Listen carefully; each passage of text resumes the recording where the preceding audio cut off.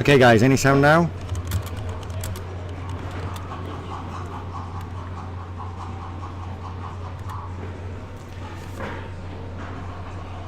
Ah, brilliant. You can hear the sound. Okay, so there was some music, I think an advert played. Oh, excellent. Oh my lord.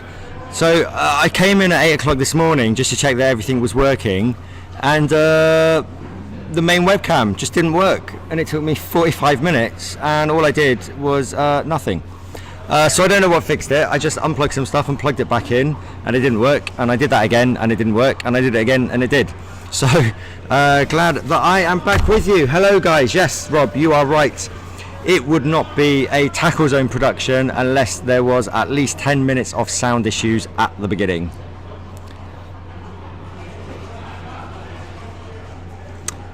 Ooh, right, so here we have Geggster's Amazons against Donpimpon's Wood Elves. Top table clash, England against Spain, and we see that Geggster has the ball and is trying to cause some damage. He's a very aggressive Amazon player. He's a very good Amazon player. He's got a fantastic record, and one of the reasons we've started a little bit late is there was a short presentation because this is Geggster's 1000th NAF tabletop game, and so he was presented with a little plaque for that, and completely by coincidence, one of the things that happens when you play 1000 NAF games is it means you've started a long time ago. He went to a tournament in 2002 in Spain, which of course he ended up winning, and after he was given his winning prize, this young lad came up to him and asked him for an autograph, and that young lad was Donpimpon. So what a great occasion. What a completely coincidental situation that his 1000th game should have been against a guy who he met during one of his first games.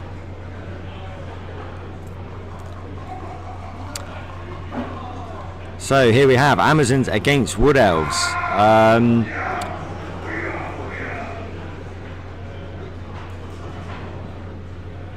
So Geggster trying to cause some damage early on.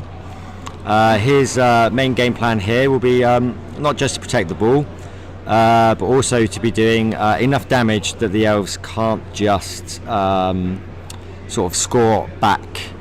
You have to be careful. One of the good things about this Amazon team is he does have 4 guard players, and that means that he'll be able to have a bit more protection. But of course that strip ball war dancer is always a danger. He rolls a 9 through armor, and it's another 9 KO.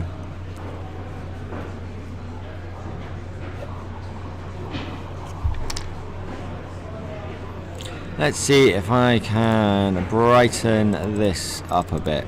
Oh, that's too bright.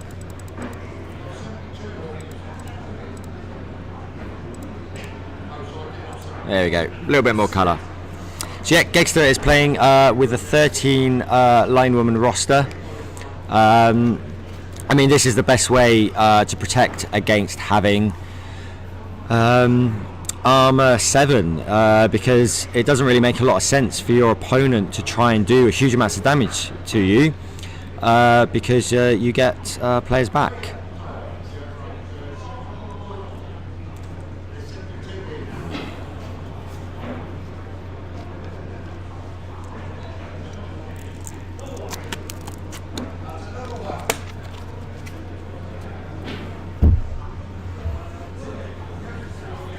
Here we go. So how is everyone today?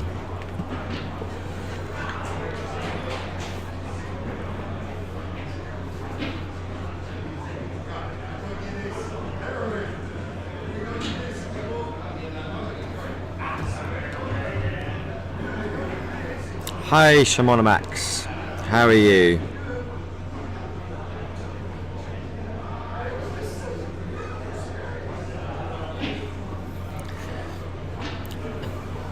good to hear, guys. Why are you tired, Ali? What did you get up to?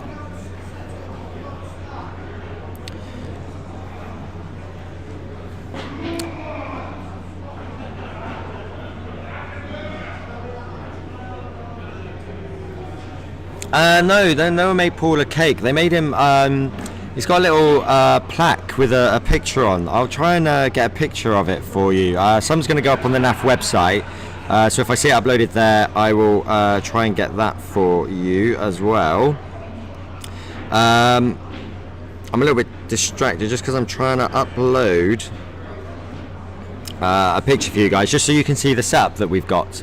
So hopefully that'll give you a bit more context as to what is going on. It's took a bit of effort to get it all working, and I just finally got all the cameras lined up,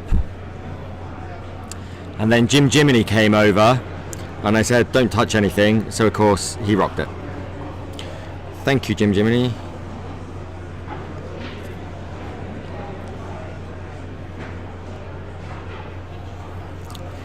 Yeah, app used by Geggster.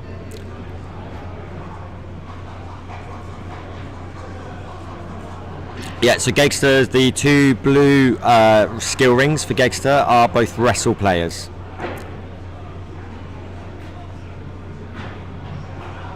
Good morning, Eurobowl. For the Eurobowl, the first spot prize is the first game to finish. Challenge on. So Eurobowl spot prize is the first game to finish.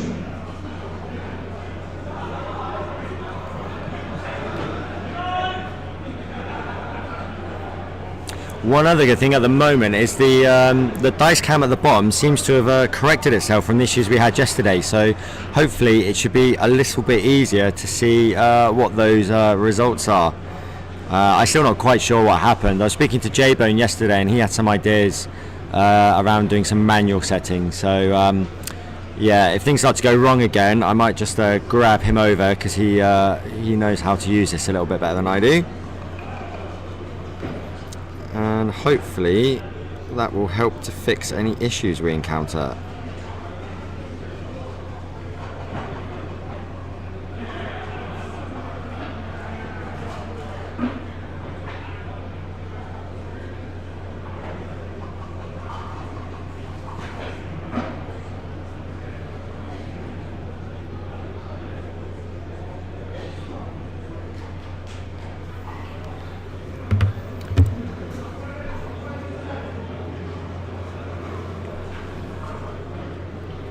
So the wood elf catchers are the yellow sure hands and the black for kick.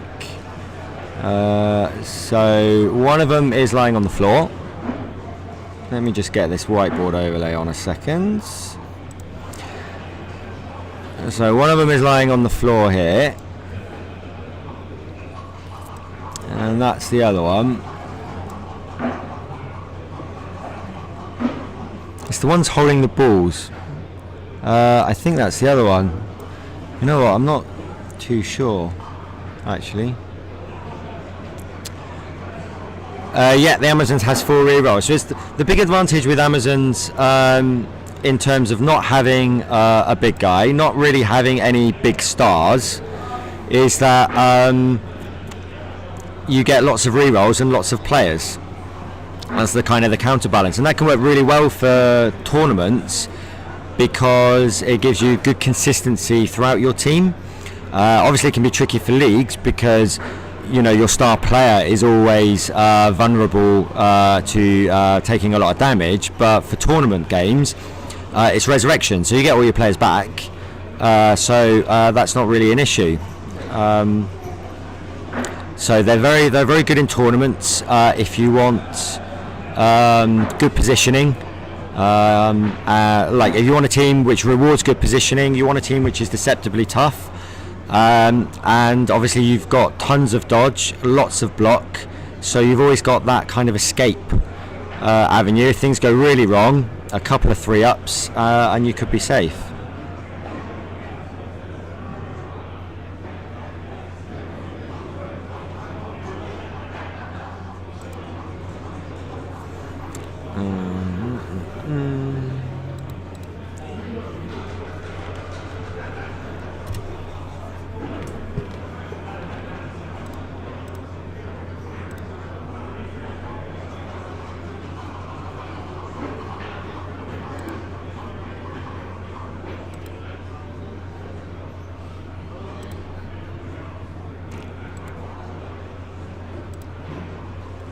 So for anyone interested in what the setup looks like, I took a picture earlier. A few of the Team England players were sort of hanging around helping out. So I just posted a link up, and if you look at that, you can see that's where the guys are playing. So you've got Purple Goo on the left and Joe Manji in the middle on that picture. That's a really unflattering image of Joe Manji. I'm really sorry about that, mate. And then Pete W, another England player, just off to the right. So yeah, that's the setup we're using. So you can see the two kind of dice cams sticking down, and then we've got a Logitech Brio for the main cam, and then some overhead lights to help us see what is going on. Yeah, helping, exactly. I thought that was a kind way to say it. Oh, Geggster on a 1. And he's okay.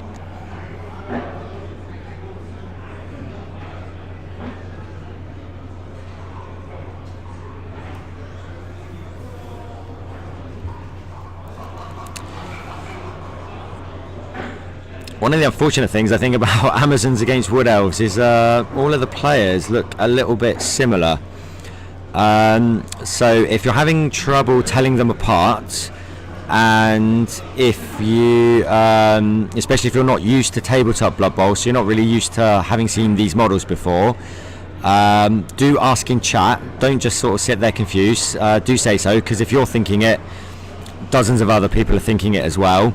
And I will do my best, even if I have to pop over to the table. I'm not going to disturb the players, obviously, but even if I have to pop over to the table to take a better look, I'll do that, and then I'll come back and let you guys know what exactly is going on. Usually the bases help, but these guys have based their models almost identically. So it's a little bit hard to work out on some of these. And so yeah, we're going to look at the top tables for games 5 and 6. I really want to get Italy in there. I think Italy are now the only sort of big country for Eurobowl that hasn't yet appeared on the stream. So I'm going to try and get them involved, hopefully in game 5, and especially if they beat France, then Italy will almost certainly be playing the winner of Spain and England, so it'll be a top table match anyway. For those wondering, let's go for the Eurobowl team standings. So I'm going to post another link.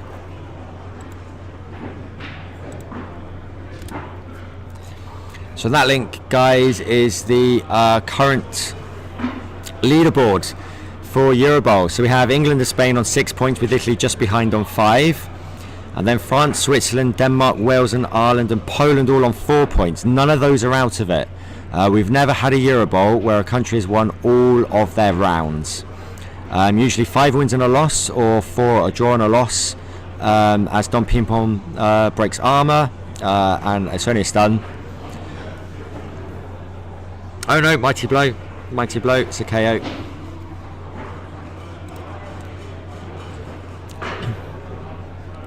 So the Dragons are effectively a fill-in team to make sure that all of the teams that want to play are able to play. We need to make sure that there's an even number of teams. We wouldn't want to go to a nation and say, sorry, we have 21 teams, it's an odd number, you can't join in. So what happens is we create a wildcard team. And sometimes the teams are quite strong, sometimes the teams are not quite so strong. It all depends on the organisers and what they want to do. So yeah, sometimes it's filled with players from the local area, and sometimes they look a bit wider, maybe a few people that didn't make their national teams but are of that quality. and sometimes it's just guys from the local club, just to give them an experience. It's nice to get some guys who would never play in Eurobowl before to be able to. So here's a blitz against the column defence.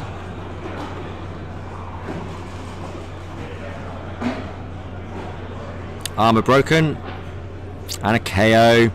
Geggster doing some extra damage. That's 2 KOs now he has caused. 11v9.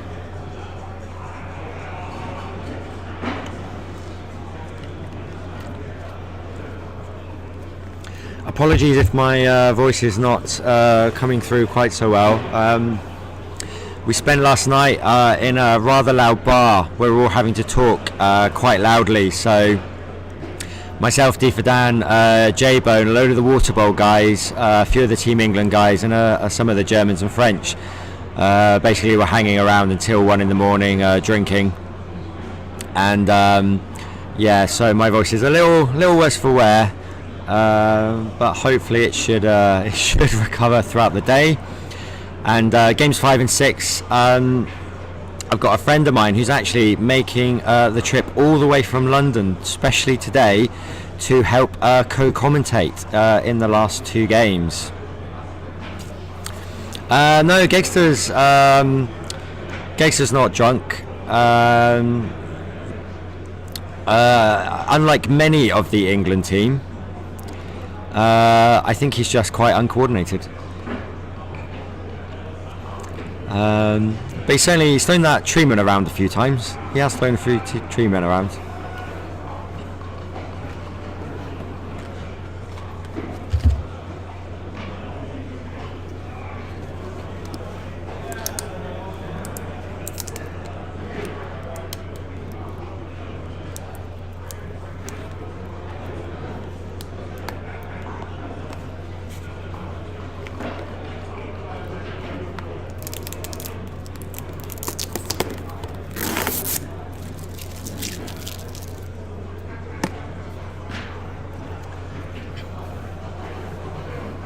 So Donpimpon has a lot to think about here. He's 2 players down already. If he keeps losing a player every other turn and insists in a column defence, he's not going to have enough players left. Amazons are not the fastest team, so it can be quite effective to double bank against them, but it's tricky.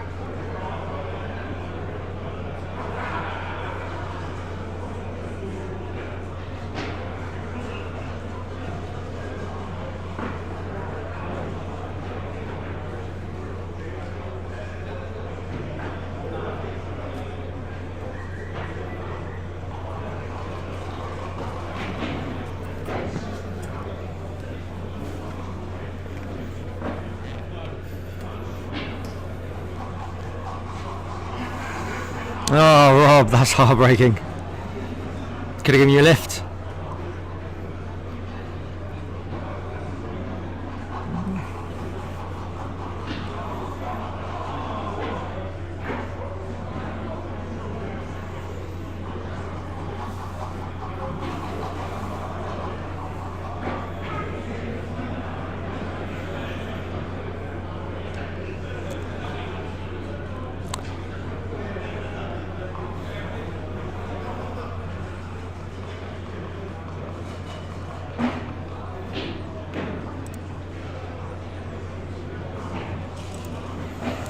So Donpimpon's insisting on the double columns. So we've got one column there, one column there, one column there.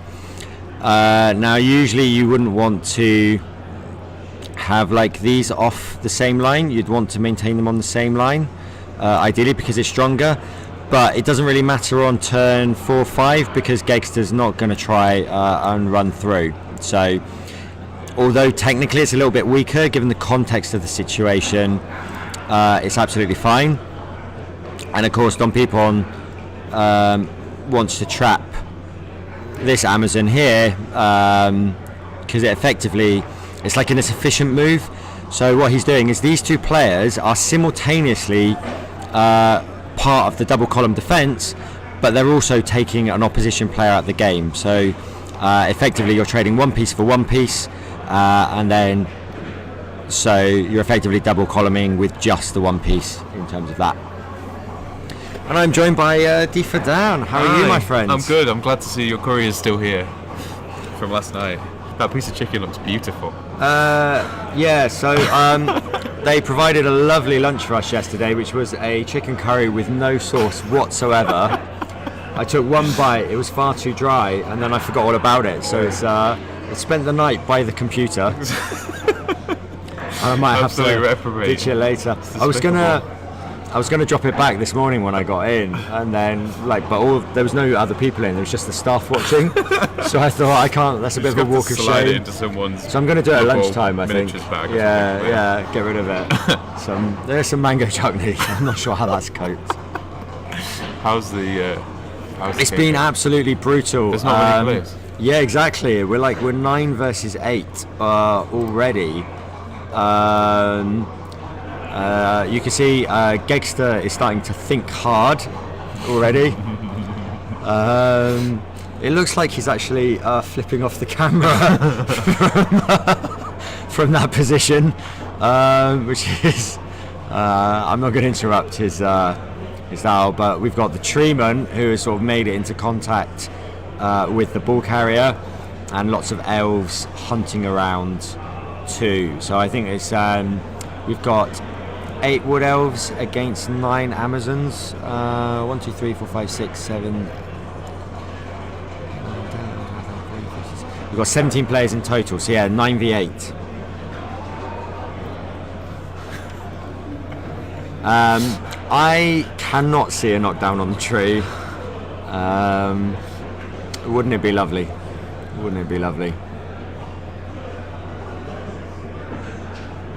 It's interesting to see Geggster from this angle. Like, I felt like I learned a lot about him then, the way that he massaged his temple before he made his... He's a very thoughtful gentleman. Are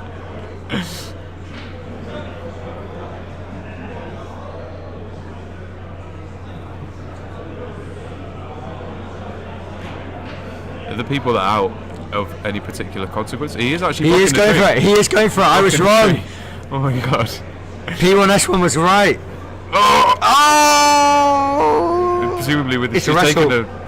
It's a wrestle. He's wrestled it to the ground. Amazing. It's wrestled. Yeah, I think the third catcher without the skill is out. I should really have got them to put another skill ring on, but I don't. It's tricky because obviously I want the camera to look really good for you guys so that you can follow the game, but I also don't want to interrupt these guys too much from their normal proceeding. So they were using some fairly transparent skill rings, and they kindly swapped to the heavier plastics that were more visible on the camera. But I don't want to get them to change their game too much, because otherwise they just, it puts them off. Is he going for a foul though with the catcher? So the yellow skill ring Amazon here. I think he's repositioning. Is an unskilled catcher. So yeah, it looks like he's trying to escape and form a cage over this side. Because that's a splitzer over there, isn't it? Out come the dice. Out come the marking dice.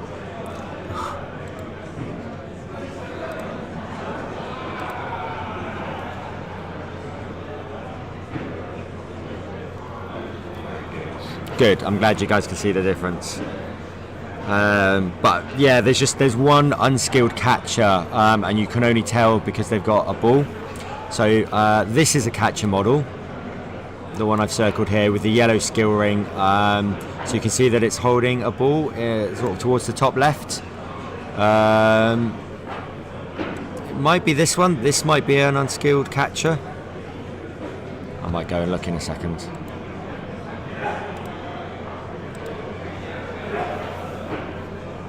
Go for it. Oh. Those are the worst go for it, those ones. Even when you're just trying to gauge position, they're so stressful. Yeah. And he needs... Especially with fragile AV7. He needs one go for it. This is a massive, massive roll. Oh, team reroll, team reroll. Oh, give it somewhere. Oh, he's... Oh! You can see the grin on his face. Yeah, the relief. A good friend of ours, Bob, also known as Hef, who plays in the ECBBL London League, once remarked that there are only two emotions in Blood Bowl, terror and relief.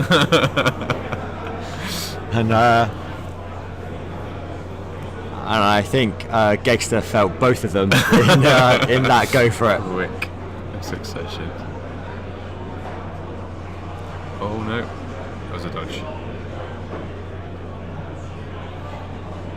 Yeah, he's thinking, does he take the 4 up, 3 up out?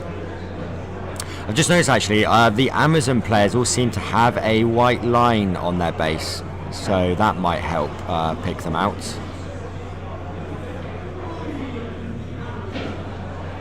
This is a 4+ dodge? Yeah, this is 4+, 4+3+. Oh no, he's just positioned.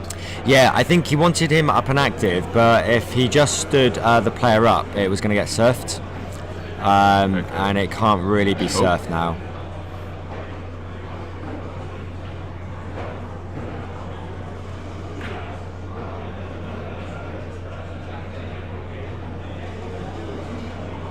Yeah, mainly, yeah, despair.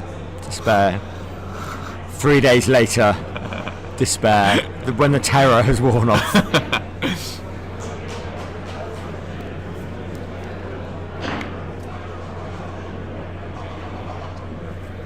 It's interesting though, because like Geggster has played 1,000 tabletop games, and yet, you know, how often 4 turns into a game? Is it like 9v9? You know, how often do you practice that? No. Oh, out comes the tissue. I'm glad he's blowing his nose off camera. Please don't check it on camera. Oh no. Please stay off. Stay off. Please stay off. Excellent. Good. It's a big... Yeah, I felt some terror relief then.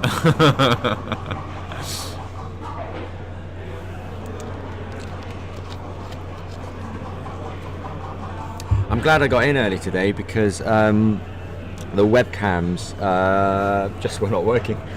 So I had to do a load of replugging, change some USB ports in the computer. It's amazing, isn't it? Like, all I did last night was switch the computer off, and that was it. And I plugged it in this morning, and it stopped working. And then the sound didn't work at the beginning, like in a bad way, and then it didn't work in a not so bad way. And now, fortunately, it's working. Yeah. Oh, it looks like there's a surf happening anyway, so he's blitzed in to make the surf happen. So he's blitzed with the Frenzy War Dancer. Yeah, we missed that actually. Paul needed an extra dodge to avoid the Frenzy. So. Oh, okay, he's taking it down. Tackle. Yeah, he elected not to use dodge to save the surf. Oh, sorry. Yeah. Yeah, wise there. It's first half. Maybe actually I'll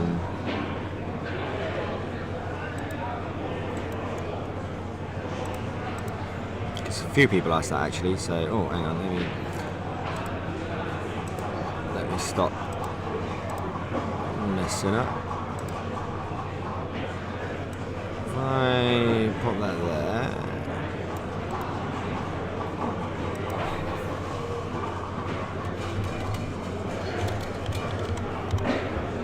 What, if I could type? Oh, I've just noticed. I put one of the colours with a capital letter. That won't do. Right. There we go. This is me. I'm gonna have to shoot. Okay, mate. Good luck in fun. your open game. Thank you. Playing what else? The giddy heights of the top tables. Yeah, we lost a round, so we're a little bit did now, you? but we're playing pod for each Jedi ambush, so Easy. Easy peasy. representing. Good luck, my friends.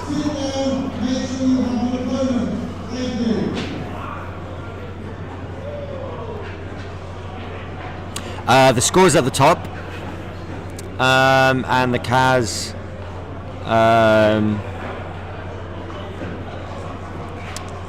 No, I'll just say the Kaz. I'll just say the Kaz.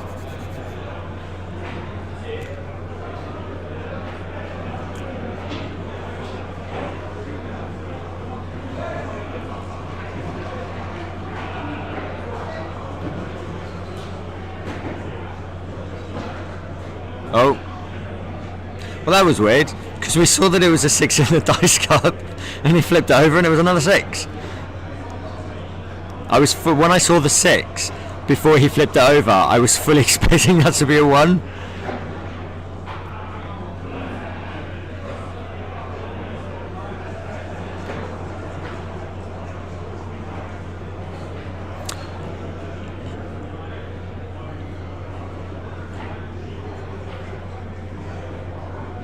So this is where it starts to get crucial. It's turn 6 for Paul, and really, by the end of turn 6, he is looking to be a fair bit further forward.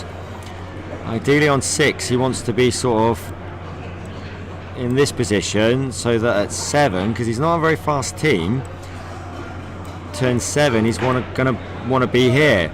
Because almost certainly the ball carrier is going to have to take a couple of sidewards movements. So you're thinking like 1, 2, 3, 4, 5, 6 for 2 go for it. So he needs to make some distance here, or it could be a tricky dodge through the lines in turn 8.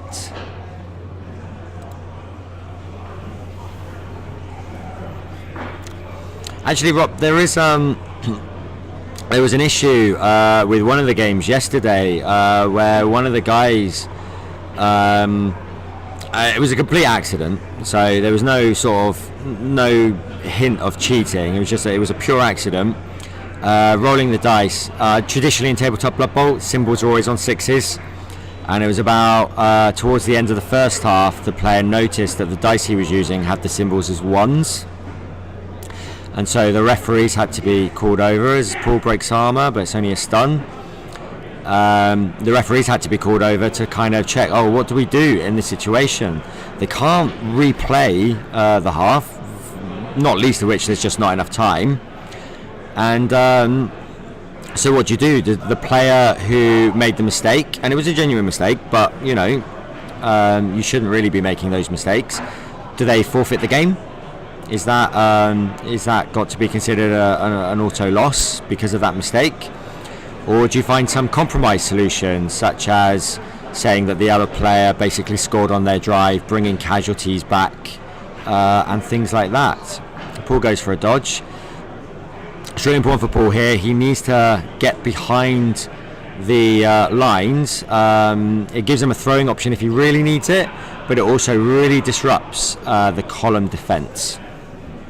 So it would be a little bit more disruptive to the column defense if he put that player in this square, but the danger is if they're in that square, they can then be blitzed up against these two, who can then throw additional blocks and get that player on the floor. So Paul is saying, right, I don't want that to happen. If you really want a column here and here and here, then you can do so, but I've got this player behind your lines and causing some disruptions.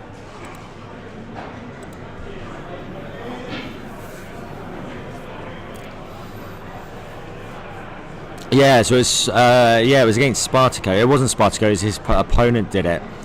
I think initially the ref said it should be considered 0-0. So what happened is Spartaco's opponent basically turned him and scored, and they said, okay, well, a fair result there is 0-0. But it's weird because it's Spartaco's drive, so I think a fairer thing would have been saying Spartaco was 1-0 up. And then they came back later and corrected it. Yeah, beer already. You can hear him. He started. It's 10 to 11 in the morning, and we can already hear beer.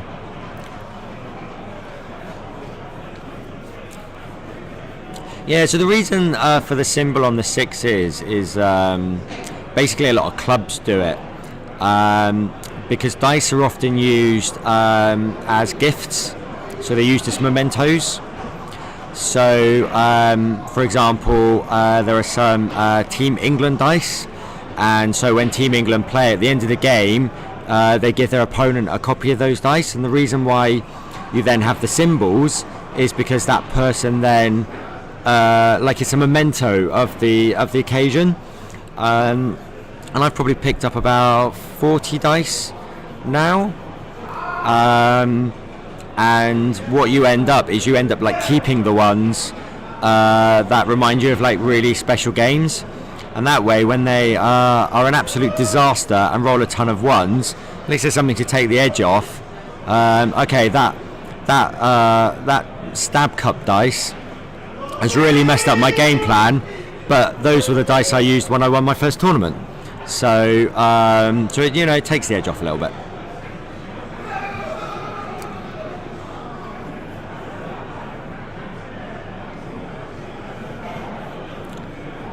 So I think that's what happened in the end, Dragons. I think they went back to it afterwards and said, actually, you need to lose this game because you don't know what would have happened. The game would have been completely different because even if you get your casualties back, I've won one tournament, Rob. Let me have it. I didn't win your Pearly's hat, though.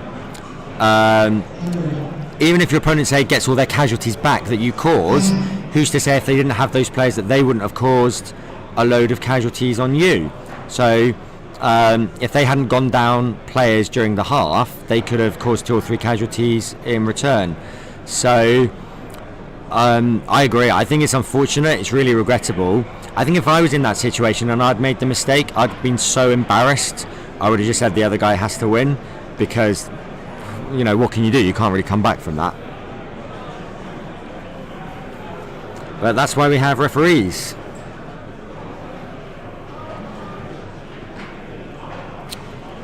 I can't remember which match it was, so I don't want to say someone in case I get it wrong.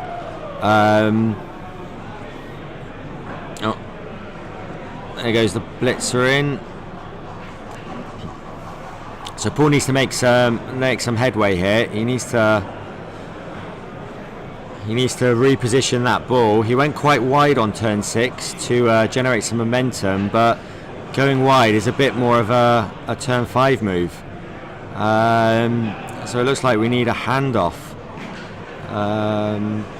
or maybe a short crossfield pass. No, Rob, I didn't mention anything about my Eurobowl win.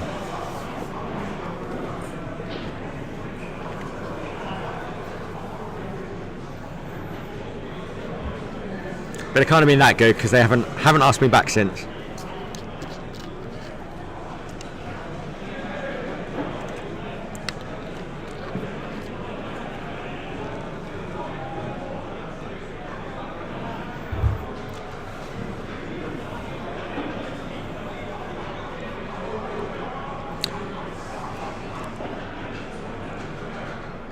It's Italy versus Dragons.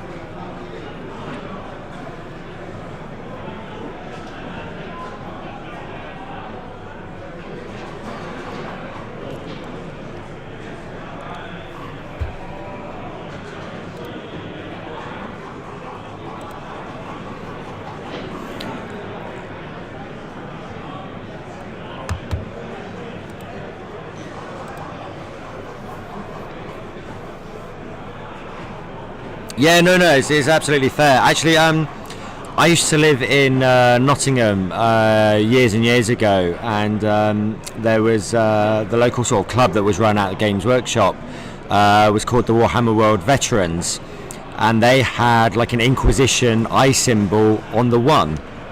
And so when I sort of first started playing Blood Bowl again, I took these dice along, and I noticed that everyone else had symbols on the 6s, and I thought, even if I'm only using these dice, the fact that my symbols are on a 1 and everyone else's symbols are on a 6 means that it's just too confusing. So basically, I put them back in the bag, and went and bought some other dice and used them.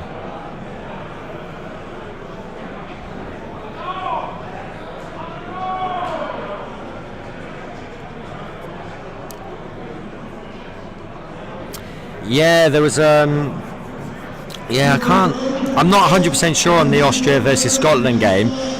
I know there was a situation in the Eurobowl where one guy was playing quite slowly, and he's gone for some big go for it there. So this is Mubo was telling me about it. One of the guys on his team was playing against this other player who is playing a little bit slowly. Now it's understandable sometimes people play slowly. That's why we've got the chess clocks here to make sure that everything is fine, and it's absolutely acceptable. If you want to be on a chess clock right from the beginning, you can do that. Mubo and I played in Donpimpon in Germany a couple of years ago. And we sat down, and he looked at me and he said, I'm quite a slow player, you're quite a slow player, should we go on a clock right from the beginning? And I was like, yeah, that's a really good idea, because then there's no problems. And what you tend to find is that when you're driving, when it's your drive, you tend to play slower because it's trickier to drive than it is to defend. And so if the opponent is spending their first half driving and obviously going slower than you are, and then in the second half it's your turn to drive, but if you're behind on time, the referee will come over and give each people an equal amount of time. And it's like, well, that's not really fair, because they used more time in the first half than I did, so actually it should be a different split. And what happened in this particular game is the guy on the other side was going quite slowly. Mubo's teammate basically needed like a couple more activations, but he needed like a 3-2-2 to win the game, and the referee came over and just said, stop rolling dice, I'm calling it here as it is. So the problem with that is not just that it affects the results, but it leaves a really sour taste in the mouth of the guy who's had that happen to him. So yeah, I thought that refereeing was a bit harsh. I thought they should have been a bit more on it. There are some really good refs here. They do go around at half time, make sure everyone is progressing their games correctly. They do put people on a clock when they need to, but it's always tricky. I think in particular the real problem with this guy as well is it's really weird. Earlier in the game, he swore he had 2 rerolls. His opponent swore he had no rerolls. Now, I've known situations where you've made mistakes maybe over 1 difference, but having a mistake over 2 difference is quite unusual. And so they spent about 15 minutes trying to resolve this situation. So not only did this guy sort of waste 15 minutes having a discussion over how many rerolls he had, it then ended up being called on time because of this 15-minute delay, and the referees were involved in that 15-minute discussion as well. So yeah, so sometimes you do get it a little bit harsh. So chess clocks are definitely the answer. If you're concerned about time, just go on a chess clock straight away. There's no issue with it. Most people are quite fast players, and so it's not needed. I've been on a clock, I've played 220 short games, and I've probably been on a clock 6-7 times, but I know I'm quite a slow player, and so if I play someone else who I know is a slow player, it's fairly early on, we say we should be on a clock. And I've had opponents basically say to me, I'm sorry, you're taking a bit long, can you either hurry up, or do you mind if we go on a chess clock? And I will say, right, you're absolutely right, I need to play quicker here, and I speed up a bit, or we get put on a clock.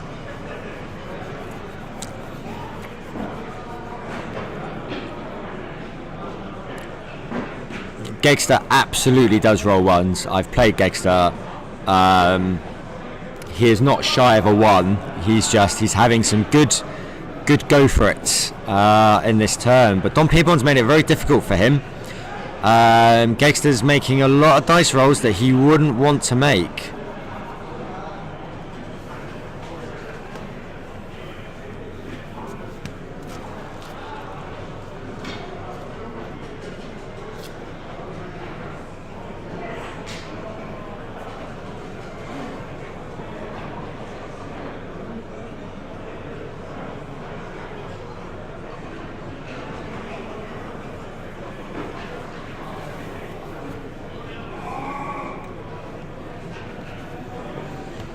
Yeah, in this game, no, absolutely. He just doesn't roll ones in this game, but believe me, he does roll ones. I'm taking a break from my local league this season, just because I've done it for about 5 years in a row, and I thought I'd take a few months off.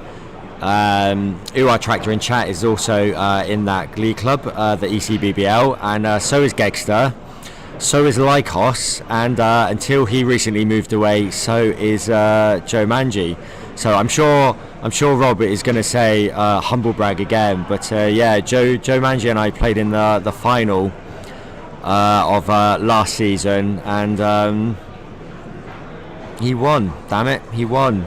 Boo! I lost the fight. Yeah, you're not going to say humble brag because it's a humble loss, or a braggy loss. I don't know. What's the opposite of a humble brag? Is it just brag? Don't think it works in my case. Yeah, Joe Manji got to the final by beating Geggster in the semi-final. So yeah, if you guys are based in London and you want to do some tabletop Blood Bowl, do give me a shout, and we'll get you hooked up. It's a really good group of guys there. And in fact, it doesn't even matter. You don't need to be in London or even in the UK. If you fancy doing some tabletop Blood Bowl, get in touch with me. You can either do that by sending a message over Twitch. You can send an email to admin@thetacklezone.net, or you can catch me on Twitter @thetacklezonebb, and just say you're interested in playing some tabletop Blood Bowl. Let me know roughly where in the world you are, and I will see what I can do, because one of the big advantages of doing a lot of tabletop, especially with like Eurobowl, is you meet guys from all around the world, and so there's a good chance that I will know someone who may be able to help. And it's also worth having a little look. I'm just popping a link up in chat as well. So on our website, thetacklezone.net, we do have an area for leagues where people can advertise it. All you need to do is register, and you can add your league or your tournament. It's for online leagues and tournaments as well as offline. So if you're running a Blood Bowl 2 game, double five, just some. Do feel free to advertise your tournament and league on that. I'm trying to get as many people as possible to do that.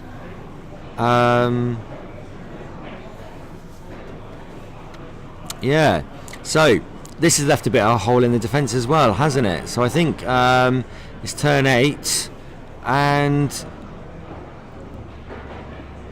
with the re-rolls, seems to be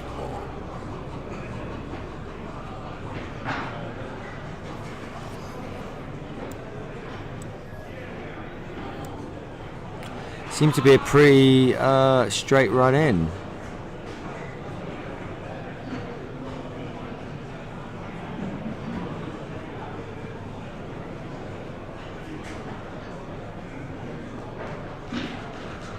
So it looks like Paul wants to do a bit of damage. looking to get a 3-die block. 3, 4, 5, 6 on a line woman before making the rolls. Oh, will this greed bite him? It's 3 dice. It's 3 dice. He's thinking about it. He's not sure.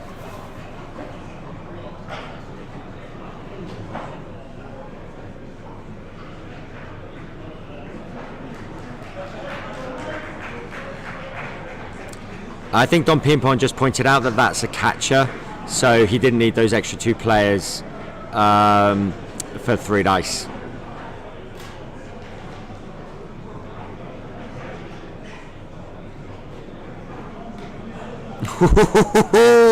It's a good job that player had block, because that was a double skull both down. Wow.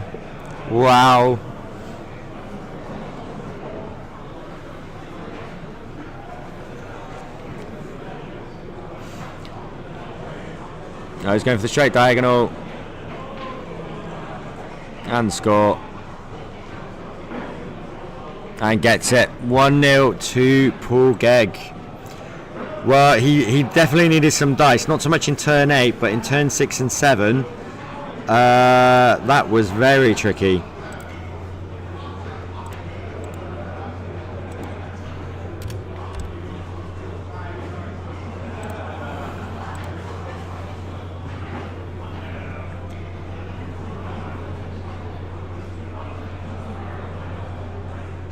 So it looks like Paul has 9 players.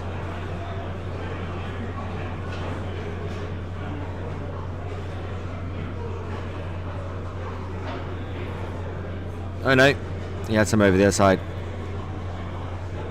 Oh yeah, Paul will be back up to 11 because he had the bench, of course.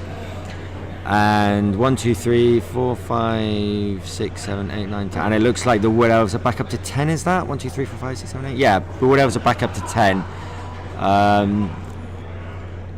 So yeah, one of their KOs come back. And now Paul is defending against the 1-turner. So the way to do the 1-turner is not like that.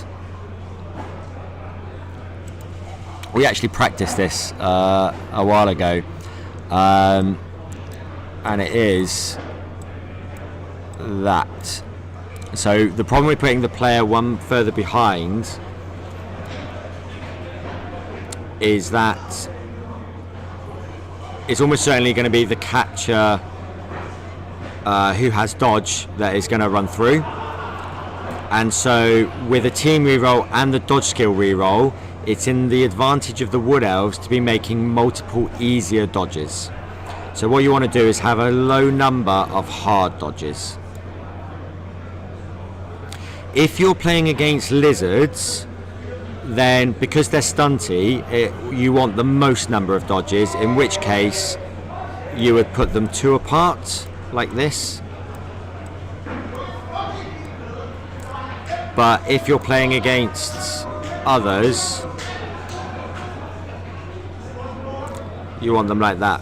Now there is the possibility, especially because they've got a frenzy piece, that they can effectively avoid the first dodge by pushing them into this square, and that way you basically want the 4 up, 3 up, 3 up,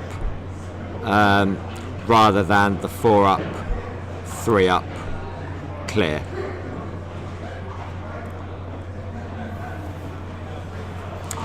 So in some circumstances you are better off having this player 1 up and leaving a gap sort of in the middle. The problem is this player can sometimes be manipulated, and against fast players you can end up pushing this guy off this way. So you have to be careful. So I think Paul spaced it to kind of accept that although this dodge is easier through the line, he's basically thinking there's too much chance of a push into that third square. And when you've got a treeman with grab, that can be reasonably easy to do because you've saved your blitz for that extra push.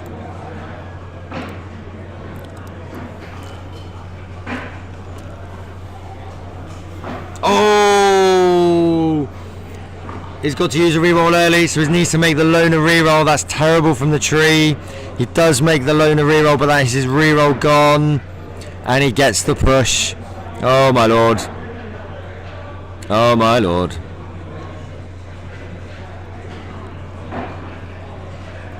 So you don't 100% start with the pass. You do try and do the pass early, and the one turn is over. Pow skull means well, no, actually it's not over because we've still got the blitz.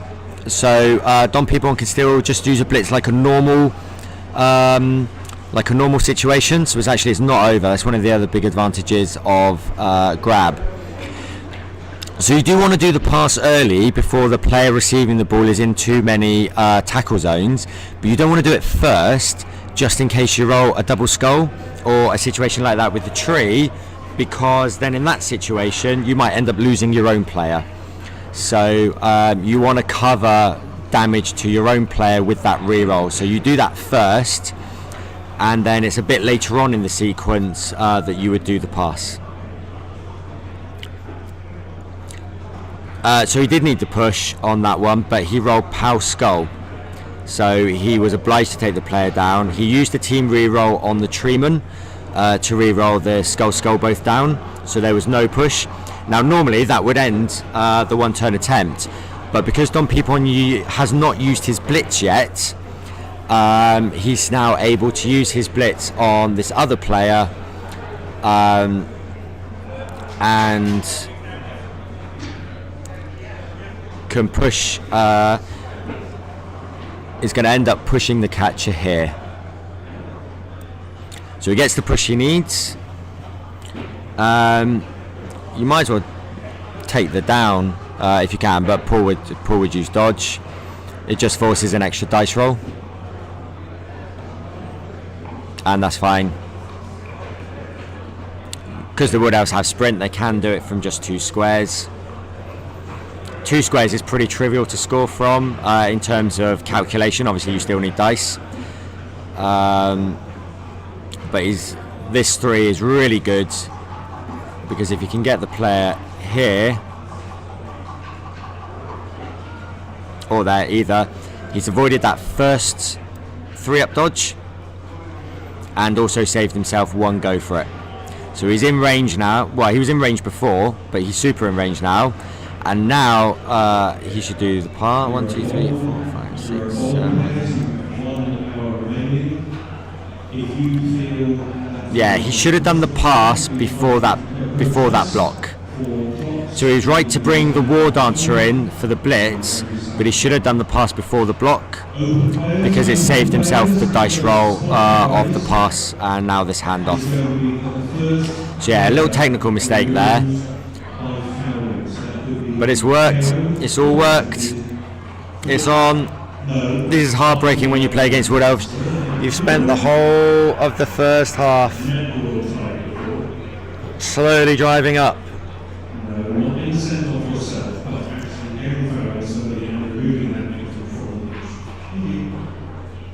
He's made the dodge with the dodge reroll. Now he needs a 3 and a 2 naked. He gets the 3. Will he get the 2? He does get the 2. Now it's just a matter of go for it. He just needs 2. He's got no reroll. He's used the team reroll on the tree. If he gets a 1 on either of these, it's over. He gets a 5. Will he get a 1? Oh, he falls on the line. He falls on the line. Oh, heartbreak for Donpimpon. He falls on the line. Oh no.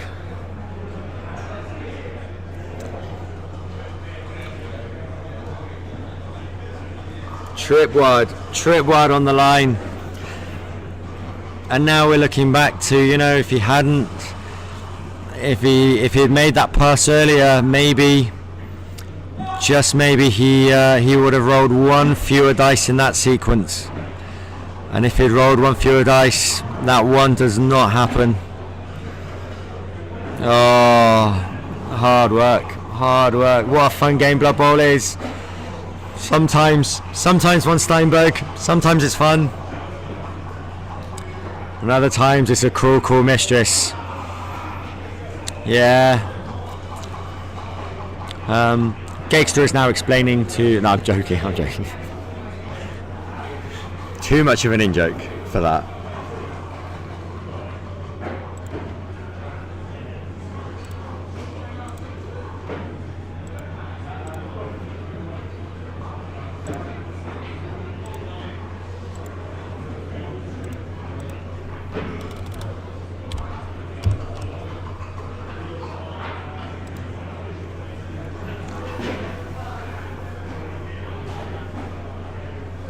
No, not at all. I'm remaining strictly neutral in this situation.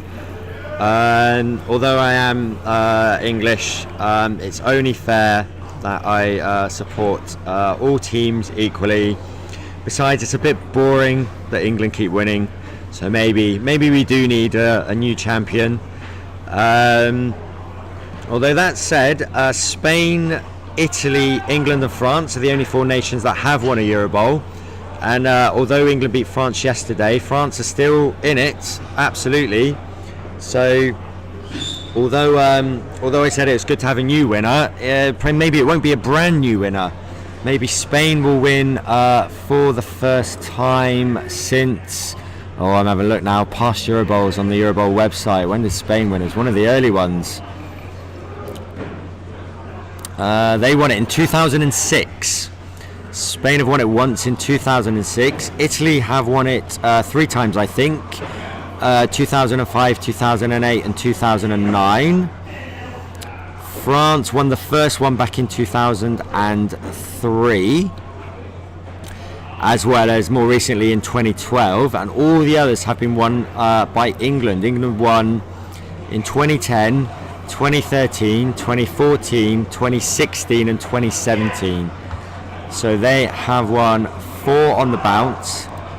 So it's about time someone came in and took their crown away from them.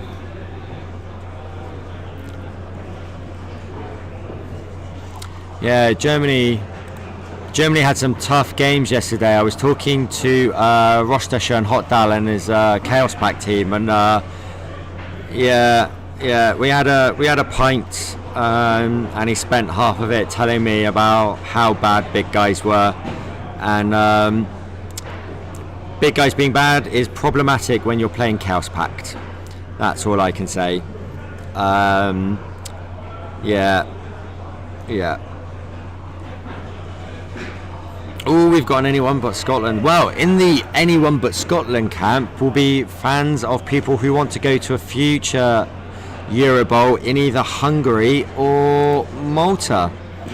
So one of the things that we have at Eurobowl is that the nation who finishes the highest, that has not yet hosted a Eurobowl, wins hosting rights for next time.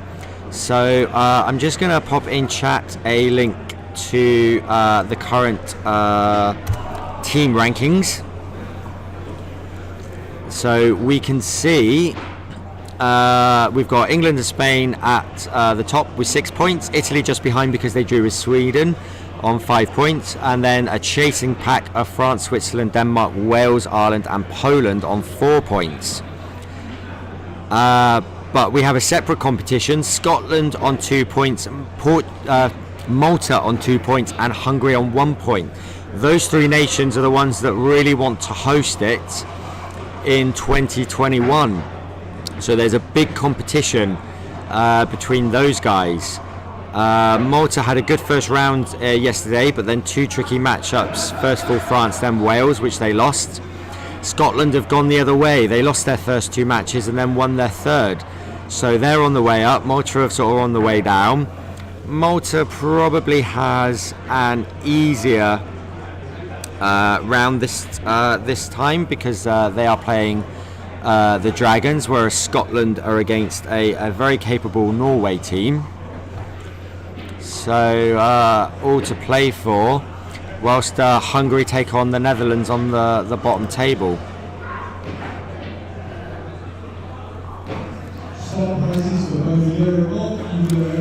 Yeah, so Ireland don't count. Partly they've not elected to go for hosting rights anyway, so even if it did happen, they would decline, and they've also got too many freebooters. In order to be eligible, you have to have 6 of your 8 from that nation, and you're allowed 2 freebooters, and they have 3. Simply because that was the only way they were able to sort of bring a team here. Yeah, Ireland don't count for Eurobowl. They do very much count for their opponents though, on 4 points with 2 victories yesterday. Their captain, Raging 82, I think is on 3 out of 3 wins.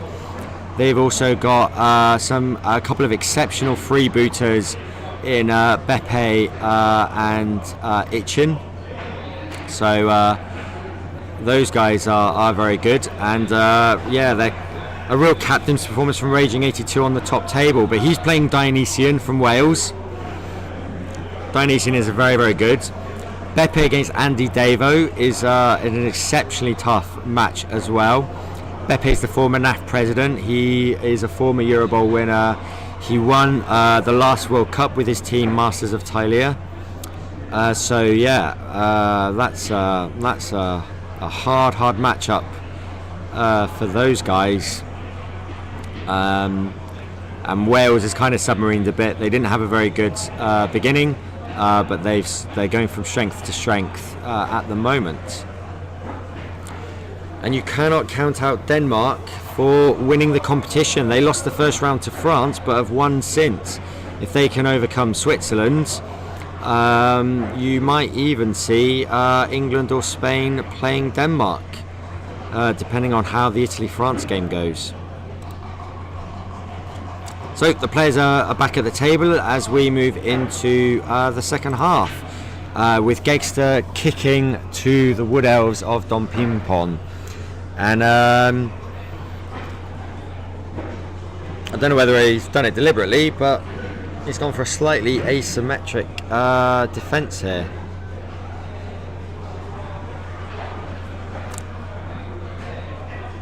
Yeah, I think if you visited the Guinness Brewery in Dublin, I think you count as being an Irishman. Yeah, that's you find that quite a lot. Like the core of a national team will then form a World Cup team. So I think the Italians have done it again. The Masters of Tylea are also going to the World Cup, which is like a core of the Italian players. England are doing the same. Their team, all the President's men, are basically 6 of the 8, because the World Cup teams are 6. So 6 of the 8 England players are going to be in that team as well. So yeah, strong competition.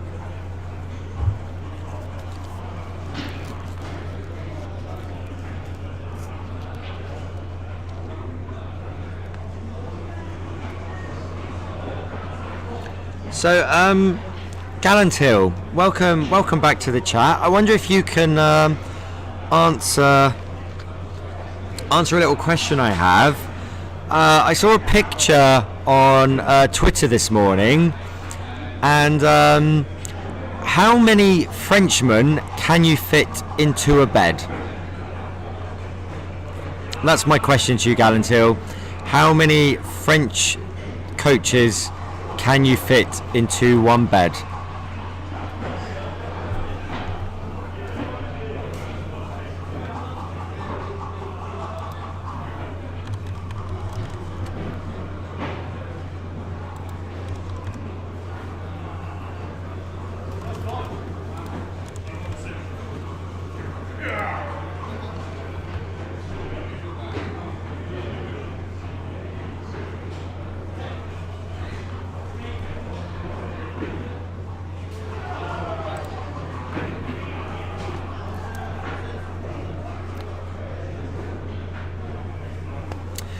Yes, that's right. Yes, we went to P1S1. We went to Chilean Team Cup a couple of years ago with 2 President's men.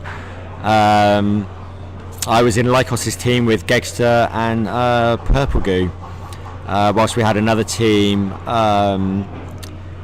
with Simon ACP, Joe Manji, Mubo, and J-Bone.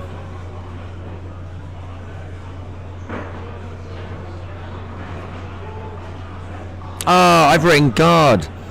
Oh, what an idiot. You're right, it does not guard, it's grab. What a fool. Thank you very much. Who was that? Paxus. Yeah, thank you very much for that mistake. You're absolutely right, he has grab, not guard. Eurobowlers, you have 47 minutes remaining.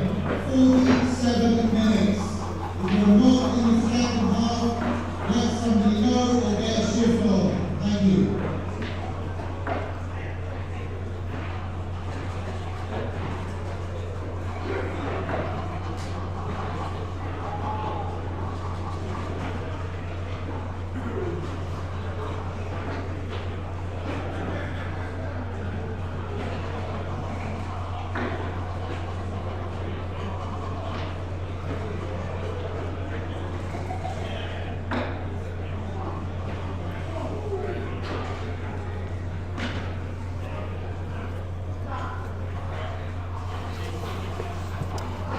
Alright, I just popped over to the players there just to let them know these guys, yeah, he's using a mic. He just did a time announcement for the Eurobowlers. I just wanted to remind Donpimpon and Geggster that they've got an extra 10 minutes more than Hawker is letting them know. Yeah, Gallantil. Gallantil, how many Frenchmen can fit into a bed? Because I saw a picture with, I think it was BB, Slad Mortis and Justicium all in the same bed, and I spoke to Justy this morning about it, and he said there were 6. You had six of your team sharing a bed. It was the sexiest thing I've ever heard.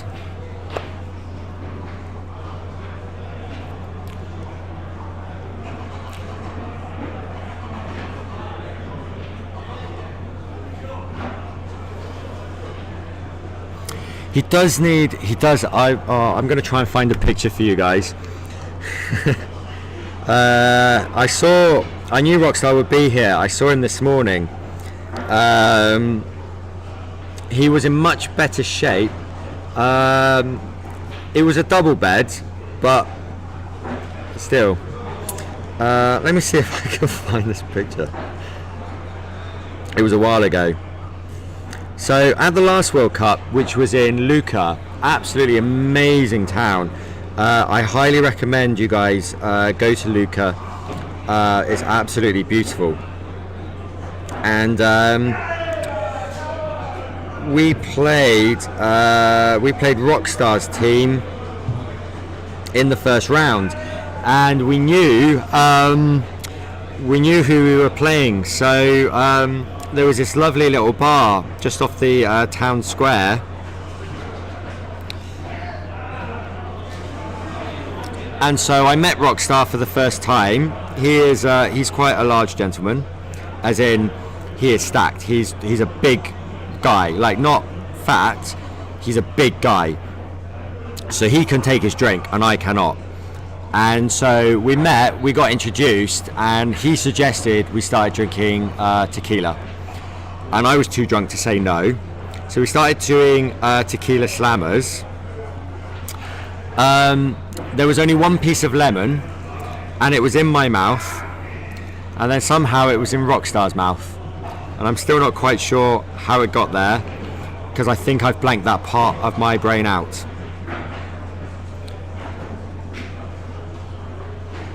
And then we met for the game the next day, and he was not in a good way. And after our game, I took a little picture of him.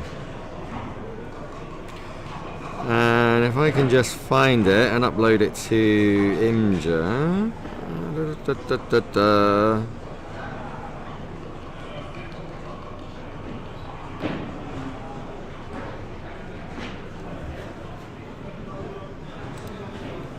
Here we go.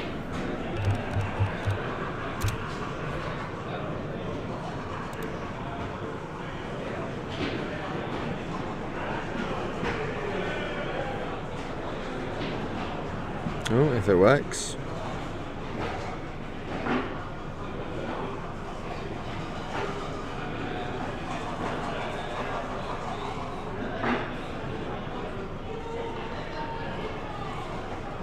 Oh, that didn't work.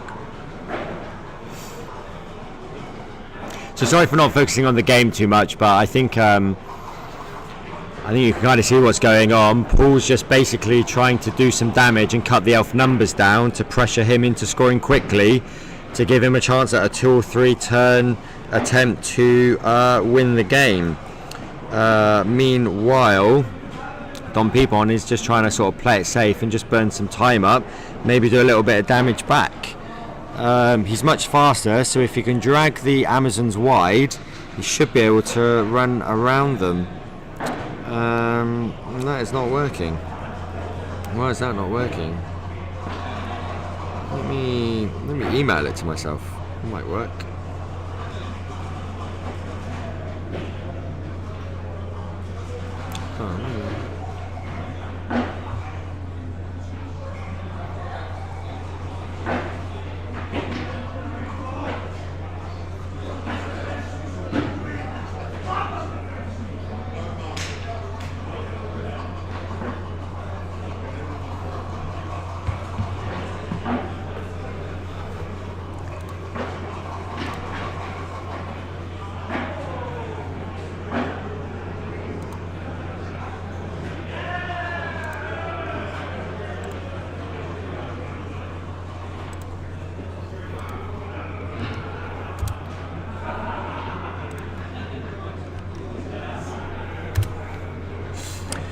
So there we go, guys. The link's been put up. So yeah, Rockstar and I finished our game.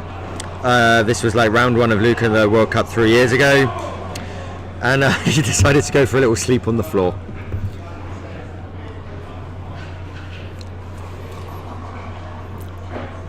My team did. It was actually really embarrassing because we sent 2. Oh, he's rolled a 1. Oh, it's followed by 6. We rolled.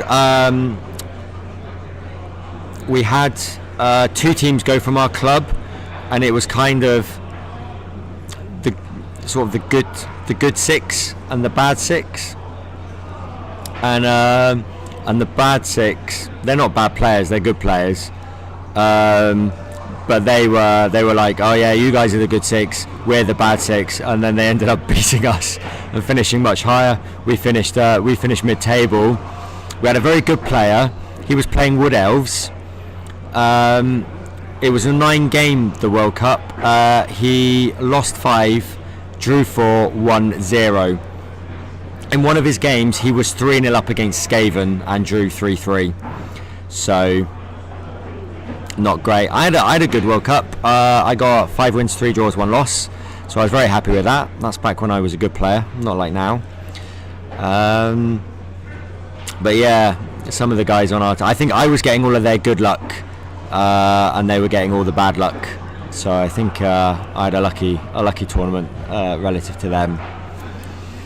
So I don't really know the scores on the other tables at the moment. Well, you can't really tell what the scores are just by going and looking at the tables. And I don't want to interrupt the players whilst they're playing the game, because it's really annoying when people come over and start asking you how the game's going. It sort of breaks your concentration. So I'm going to wait. I'm going to wait a little bit for that to happen.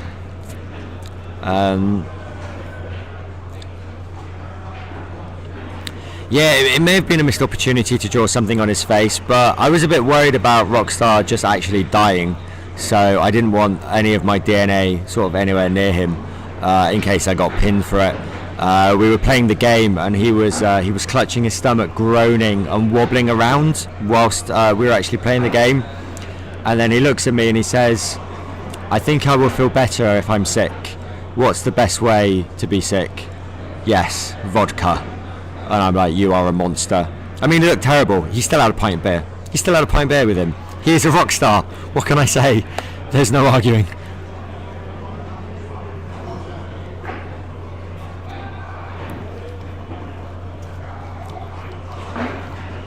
Oh, Jill, so you're not going to Dornburn?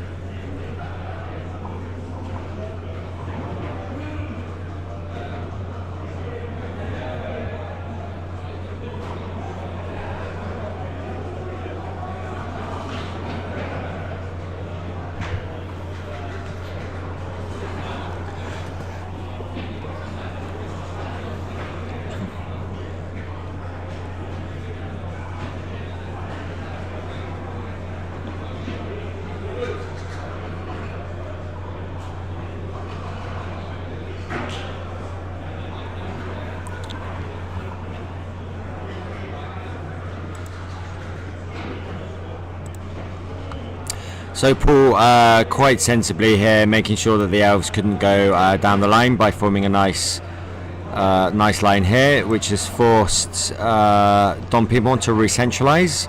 But that's fine. Quite often, what you want to do in terms of building a drive is you want to go wide in order to create some momentum and get the other players sort of retreating, and then you re-centralise, and then you sort of do it again. So often you can kind of make your way at this pitch in the a sort of a zigzag pattern.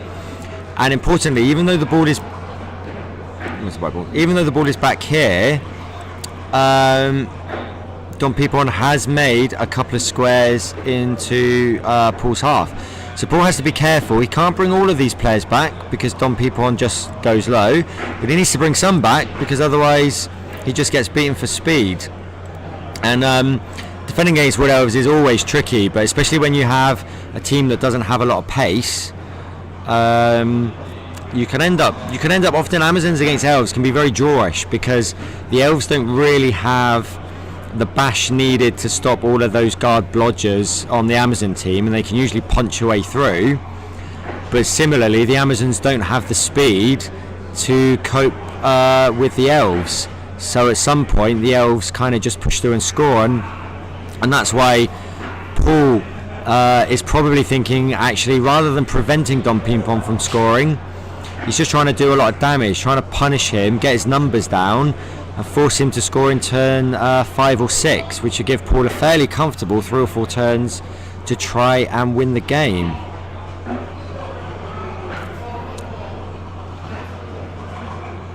Oh, failed to dodge, made it on the reroll.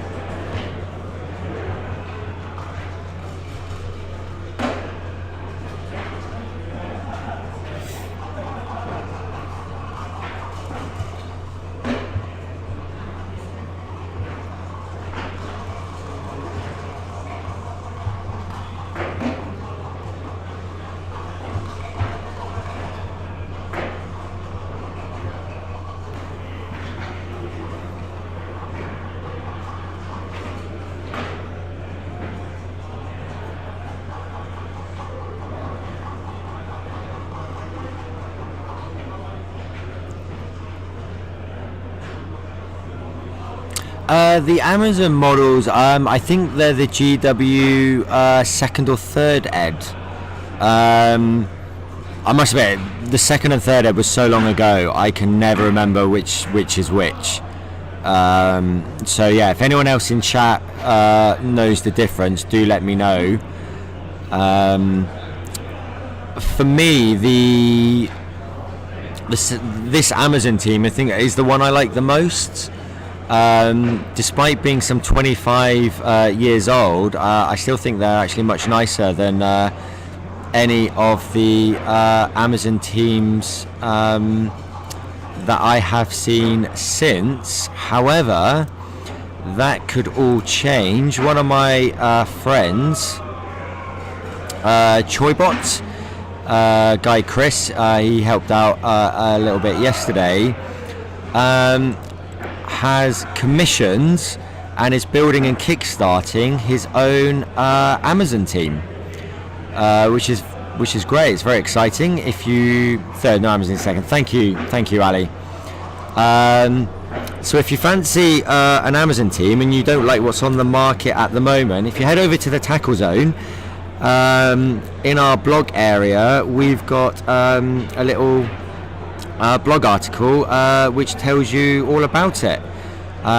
If you guys are a fan of the Guildball models, it was sculpted by one of their sculptors as well, and his team are actually using them this weekend, so they will be out on Kickstarter in a couple of days. So yeah, if you're interested in picking up an Amazon team, check out that article, and if you like the models, watch out for the Kickstarter.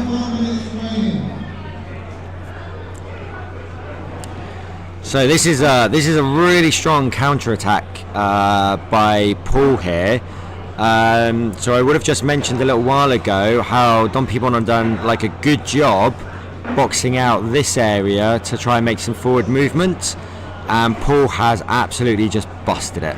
He's absolutely broken it apart. He doesn't care that this treeman is here. That's tied up with this player, and then he's cleared the screen and he's just putting huge amounts of pressure on. So obviously there's a case that a double one could happen. That's the ideal scenario, but more realistically the elves are going to make a dodge away, but then where do they go is the question, and they can't go. Where they can't go is anywhere here. If he wants to move them, he needs to either take off like one of these side guys, probably the lower one, and then maneuver his team down here. But then that's a problem for Donpimpon, because basically he just gets chased all the way to the end zone and forced to score early. So, oh, there's a 1, it's a 3, dodge made. So that's surprising a little bit. He didn't want the attrition on the treeman, but he's freed the treeman up. I wonder what that will do.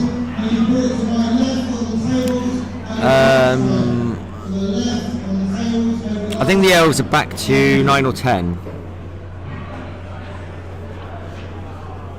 Yeah, Rob, that is a really good website for finding the old models. They've got all the catalogues there. Occasionally you'll see an old Warhammer Fantasy Goblin or something like that, and you're like, ooh, where did that happen?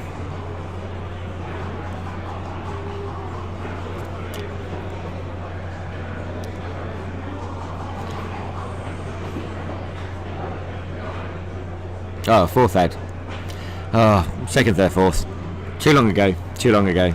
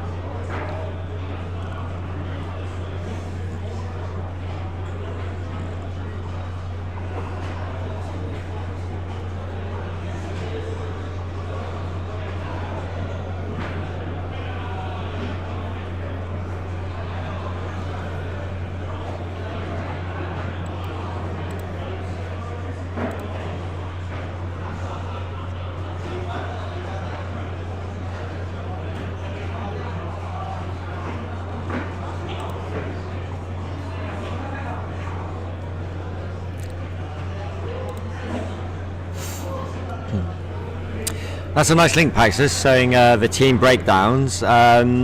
Typically, you'd always expect to see Wood Elves, Dark Elves, Undead, and Lizardmen as the most popular 4 teams. They're definitely the sort of the tier 1, or the sort of the very top of tier 1. However, in the Europen, or even in 4-man tournaments, you don't tend to see lizards as much as some of the other races being played. And the reason for this is Wood Elves. So Wood Elves you're almost always going to see in a competitive 3-man team, and that means that your lizard player has a 1 in 3 chance of playing Wood Elves. So yeah, when it gets down to the 3-player teams, lizards are often dropped in favour of something like Amazons or Dwarves, because they've got a bit more punch about them, or you just go for the standard Wood Elf, Dark Elf, Undead. So we can see here Donpimpon has basically been forced wide. He needs to avoid that centre mass of Amazons in the middle, and he's just wondering exactly how wide should he take it.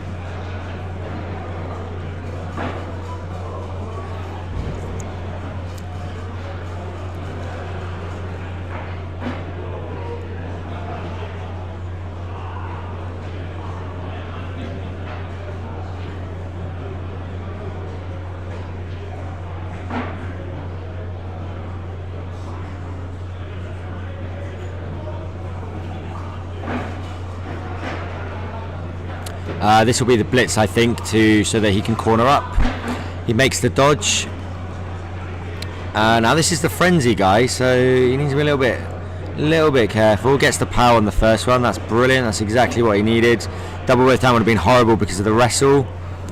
All breaks armor. And a KO. The KO for good measure. And now the corner of the cage can be formed.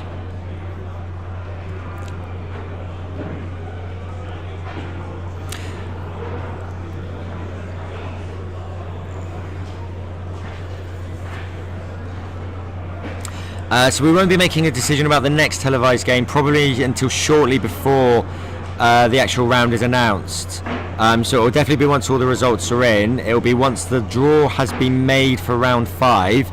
I'm going to try and ask the organisers to let me know just a couple minutes before they announce it to everyone else. And then I'm trying to get someone from Team Italy, because we haven't had an Italian player on camera yet. So if they can beat France,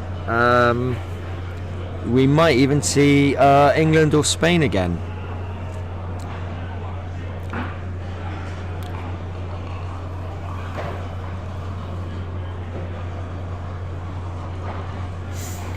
Yeah, I completely agree about the Saurus issue there.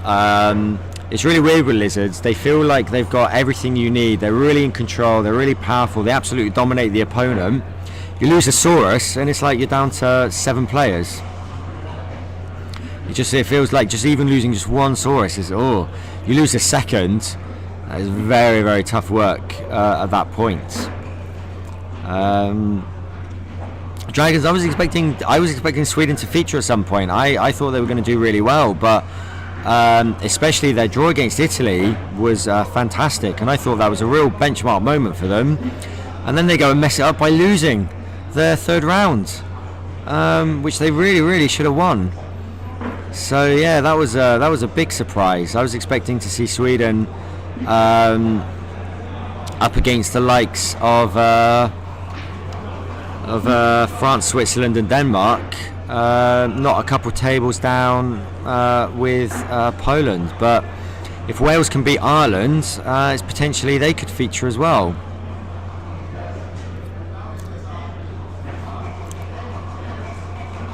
I also blame Pidpad and Skuld, mainly because I've played 2 Swedish players, Pidpad and Skuld. Pidpad in the NAF Championship and Skuld in Eurobowl a couple of years ago, and it did not go well for me. I was less than successful.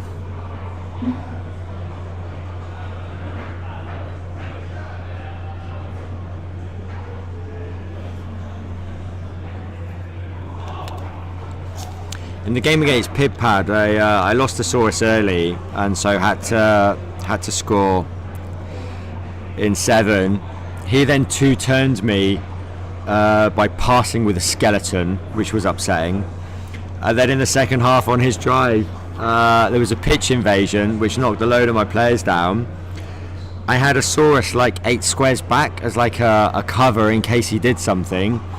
And by the time that Saurus stood up, he was being marked by a zombie.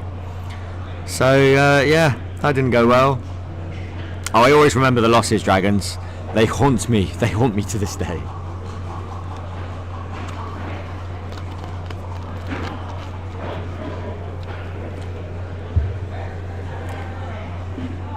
Schooled, I played in Eurobowl, and it was his wood. I was against my lizards, and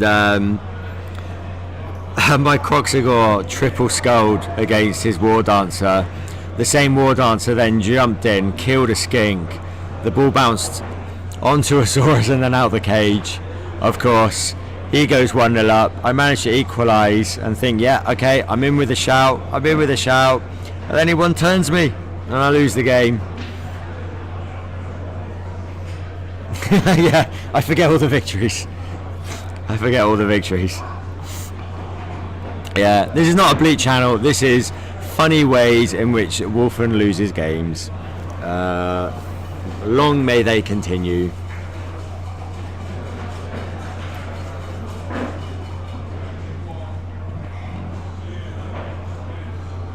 So Paul once again putting some good pressure onto the cage.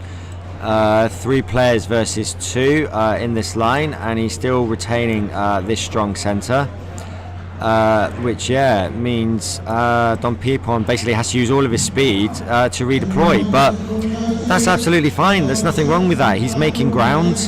The Amazons are not very fast. There are lots of options. Almost certainly at some point, if Donpimpon gets desperate, 2-up handoff, 2-up pass, 2-up catch, and he can score. So it's really a case of being patient. He's just got to be patient here. The draw is definitely on. He just needs to be patient.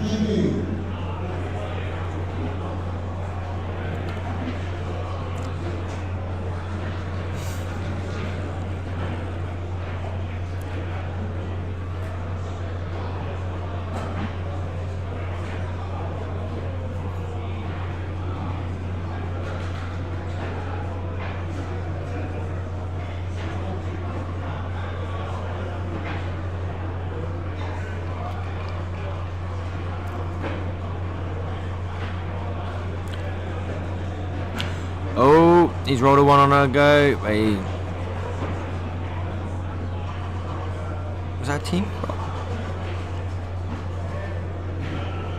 Oh, that was the dodge. Yeah, sorry, that was the dodge on the. I was 1 player behind. I thought for a second that was a go for it, but it was the dodge on the War Dancer coming out. That's why he got the reroll without using a team reroll.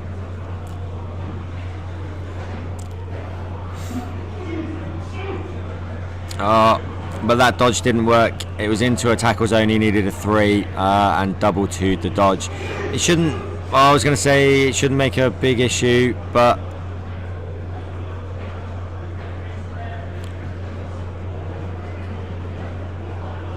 well, he rolled an 8 there.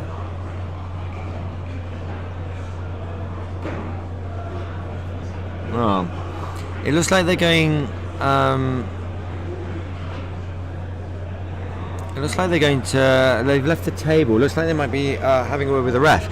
Rolled an 8, which is an armour break. Let me just have a quick look.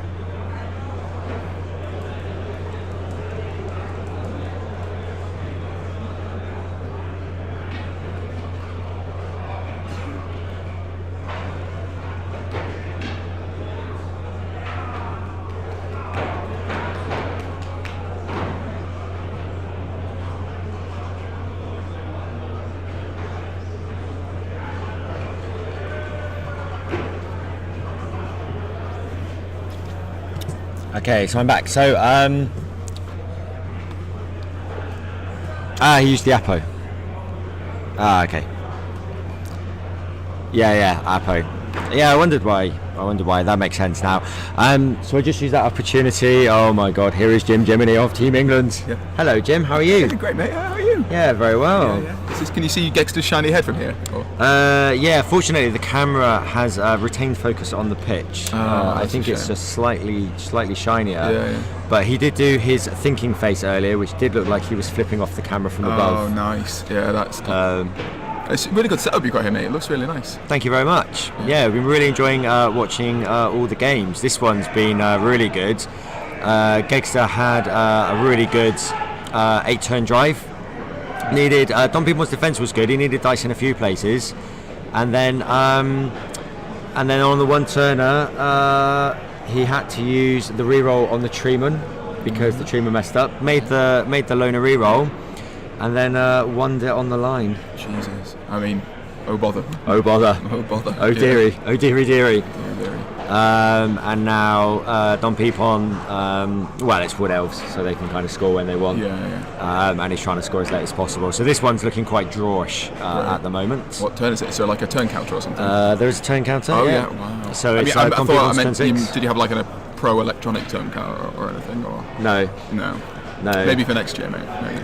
What we could maybe do is take a video of you going from like happy to sad, and then break it into frames, and then like every minute. So on Nightmare, where you've got the face that kind of. Nice. We could just have you getting like more and more bewildered. That's a top drawer idea. You need to make it so. Yeah. We're also trying to get the purple goo bleak cam. Oh, bleak cam. Yeah, we're trying to get bleak cam. Yeah. And J Bones grumpy cam. Grumpy cam. Yeah. Yeah. So those future productions from the Tackle Zone, they will feature. Nice. Have you brought this curved monitor over yourself? Yeah, this is mine. Wow. What is this? That's my computer, mate. Do not. I've already told everyone what you did earlier with the. I said, please don't touch anything, and then you just rocked the whole thing. All right. Yeah. So it looks like it's looking tough for Team England at the moment. I think we've probably lost marginally. So. Yeah, like I was saying, maybe 4.5, 3.5 down. I think that looks likely, yeah. And Italy-France is looking very drawish as well. But I spoke to a couple of the French guys. Well, I didn't even need to speak to a couple of French guys. There were slightly worried looks on their faces. So it looks like Italy may have pipped France, but it's going to be very, very close. I'm happy for Spain. They're a real good bunch of guys. Yeah. As well. Well, I was saying to these guys, like you can't even discount Denmark because no one's won Eurobowl having won all 6 rounds. No. Usually you lose a round. Yeah. So they were pretty unfortunate with the first round draw to pick up France. That's right. Yeah. So that's a sort of a round 4-5 game sort of out of the way. Yeah. So they're kind of submarining their way up. Yeah. And the new scoring system's interesting as well because you'll have some of the races that traditionally you wouldn't expect to see up there. Yeah. But because they've won all their rounds, regardless of by what margin. Yeah, which is good. There's been a lot of 4.5, 3.5s this tournament, and it's a world away from previous scoring systems. It was a bit flat if you won 4.5, 3.5, but now it's basically everything. Yeah. But previously, if you managed to get 7 points against a nation, it could put you out of reach before. That's it. Yeah, before the final round. Yeah. So if Italy overcome France, then we're kind of looking at Italy-Spain round 5, and then it's all to play for. Have you got any custom emotes for Twitch yet? No, I don't, because I've only just started using Twitch, so I don't have all the fancy faces. Right. But quite a few of the guys do have the fancy faces already. I've got the boring robot ones, so yeah, we'll have to do something about that. Yeah. Well, surely you can get the dice symbols made up into the block dice symbols. Should be able to. Yeah, should be able to. So the bonus point for the team win doesn't really matter anything anymore. It's all about which team wins the round. So it's kind of an all or nothing, with the individual scores just used as a tiebreaker. Whereas before it used to be a bonus point on top of the actual round score. So even though you wanted to win the rounds in previous years, it didn't really matter because if you lost a round, you only lost the bonus point. It was all about that total aggregate score, but now it's all about the team wins. There's about 15 minutes left overall for this round, but these guys have an extra 10 minutes. So Geggster and Donpimpon have about 25 minutes to go. Is Purple Goo in his mind palace this morning, or was it a lighter evening's entertainment? He did go home a little bit earlier than he normally would. But looking at the state of him yesterday, that was probably a good thing. Yeah. Have you picked the pitch this colour for it to show up best on? Absolutely, yeah. This is something we learnt from when Connor did all the streaming in Sweden. Yeah, day one he had like a normal green pitch, and it looked to the eye, it looked quite light. You really couldn't see the players. Yeah. So yeah, we deliberately got a really light one to help them stand out. Cool. This has been the trickiest match to follow so far, simply because they've pretty much based the two models, two teams the same. Yeah. The thing that's helping is the Amazons have the white line in them. But yeah, some of the previous we had like what was it, Pro Elves against Chaos Dwarves. That was much easier to see.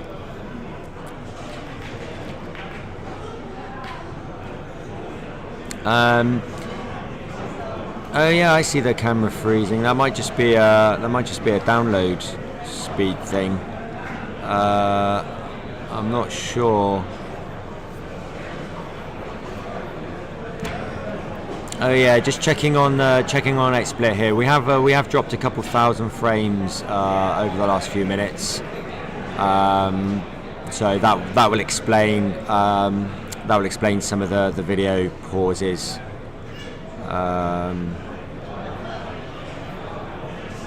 So yeah, I'll check that out in a bit. Yeah, it's definitely my end. We're definitely dropping some frames my end, so that will be affecting everyone.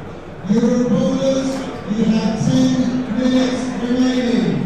That's 10 minutes remaining. Thank you. So here we go. Question for Donpimpon: Does he make a forward move for turn 7 and risk maintaining the pressure, or does he try and score now?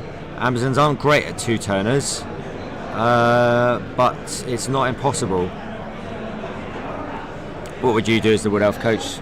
I can't see how many players he's got left. He's got, I think he's got 9 players, and they're quite spread out. So you've got 1, 2, 3, 4, 5, 6, 7, 8. Is that one up the top? Yeah, or that's also his. I think as he should well. be able to quite comfortably just stall it out. Yeah.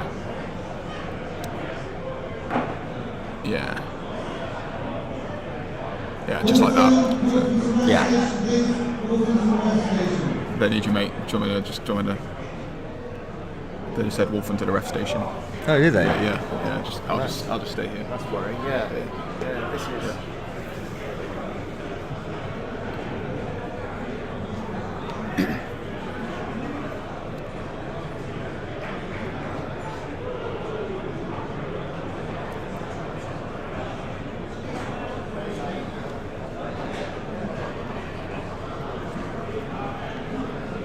Came back. Hawker just wanted to check that I would look after these guys for the time, because they obviously want to crack on with data entry, getting all the data entry in and getting all the results and everyone sorted. Why isn't the Lord in the Italian national team? I don't know. I played him at Bilbao Cup, and he was very good. It was a very strange game because the rules there basically meant you could build some killers. So I took Simon ACP's fouling Norse team. So I had the Mighty Blow piling on Yeti, and 2 dirty players and a bribe. Okay. And he had a Mighty Blow piling on Orc Blitzer and another Mighty Blow Orc Blitzer. And basically it wasn't Bloodbowl. No. We had absolutely no defence either side. Yeah. Not one of us attempted any defence whatsoever. It was pure murder. It's the UFC Octagon. It was absolutely. It was almost like playing Necromunda more than Blood Bowl, and ended up with a 1-1 draw. As basically our killers tried to sort of take each other out whilst not exposing themselves. He is a very good player, the Omlord. But Italy have lots of good players. Yeah. So, a bit like the French. There are so many good French players who just don't make the team every year. Yeah. Well, I think it's the case with almost all the nations with large Blood Bowl teams. Yes. There's, 8 people go to Eurobowl, but there's the skill level is increasing every year, and it's getting narrower and narrower at the top. So there's a lot of the countries like Italy, England, France, and Spain, pretty sure they could take 8 of 30 players potentially and still have a reasonable, a realistic chance of winning. I think Paul said to me about 6 months ago, he thinks he's never been a better Blood Bowl player than he is right now, but the gap to everyone else has never been smaller than it's ever been. Yeah. I think that's one of the, side effects of having a game that isn't updated, that's with a static rule set. That's it. There's no... Everyone optimises towards the right way to play. Everyone optimises. Somebody is shown to be doing something well or winning. Yeah. Is it just instantly copyable? Because that was the case with the Dark Elves, wasn't it? I'm told, this was like before I started playing again, but Dark Elves were kind of not seen as one of the very best. Yeah, and then right. Someone said, actually, just don't try and fit that 4th blitzer in, just go 3 blitzers, 2 Witch Elves. And all of a sudden, everything else kind of fell. Yeah. And they. No, it wasn't necessarily that roster thing. I remember when it happened, it was more of a playstyle thing. People were trying to play them like Wood Elves. Right. And then somebody realised if you just line them all up, it's like just leave them there. It's impossible to get through. It's just impossible to get through them. Yeah. So that's how you do it. Yeah. I'm kind of feeling the same with that Norse fouling roster because. It's such a weird. I never would have thought that's like the way to play. And when Simon said you want 1 off, and he's got wrestle, and I'm like, you are mental, and it works. It just works. Yeah. Who's that with the ball? Is it a war dancer or is it?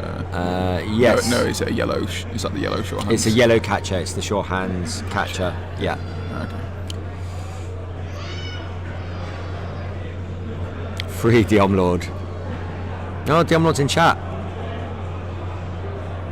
Hi Diomlord. I very much enjoyed our game in Bilbao. It's got a cool icon next to his name.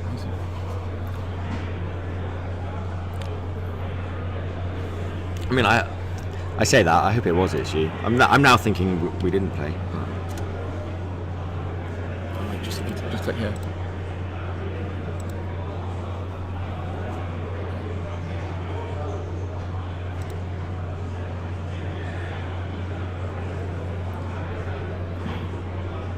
Yeah, we did. Good. Phew. Yeah. Before I start talking to someone like I played them, and it turns out to be completely someone else. Yeah, it was a crazy one. As I was saying, I was absolutely, especially with Armour 7, just absolutely fearful of that killer orc. And yeah, he was trying to do the same as well. Yeah, what a weird game. It was weird. It was like turn 4, and he's got the ball and stalling near my end zone. And I'm actually running towards his end zone to try and finish off some players. Like, yeah, I don't care about the ball. I'm just going for this guy. Yeah, it was bizarre.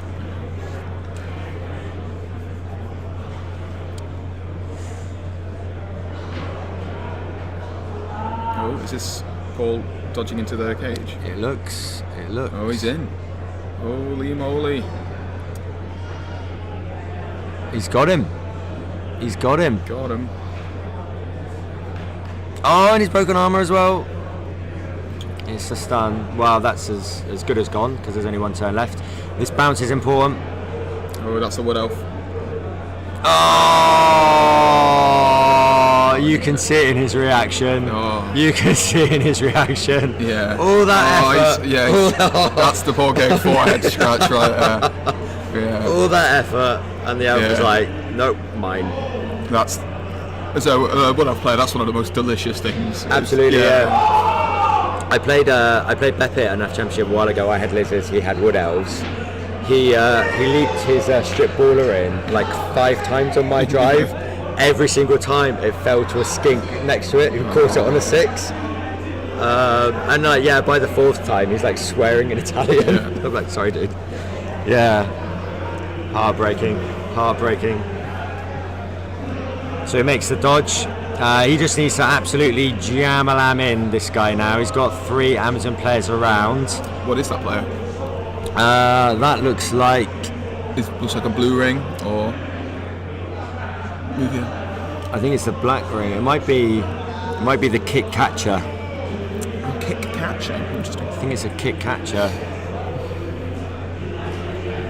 It's the Welsh orchestra swells in the background to tell the other Eurobowlers that their time for this round is coming to an end. So yeah, Paul just needs to throw as many in as possible. He needs to be careful because otherwise he leaves a chain push on.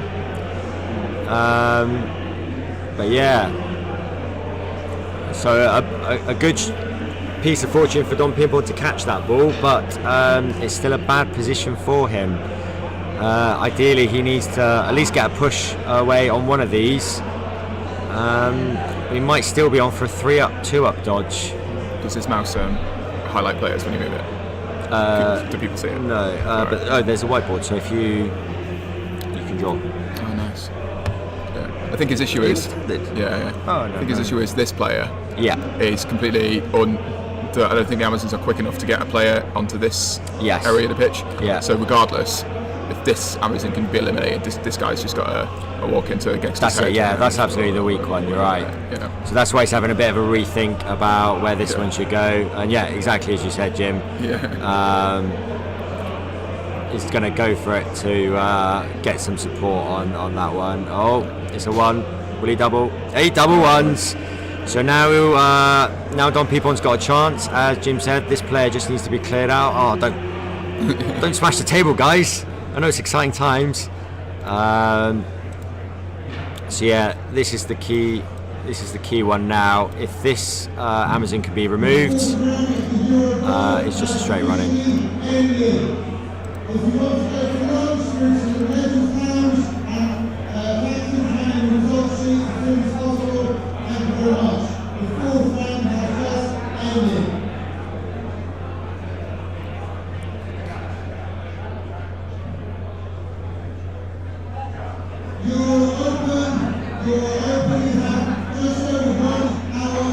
Oh, so it looks like Italy and France will draw.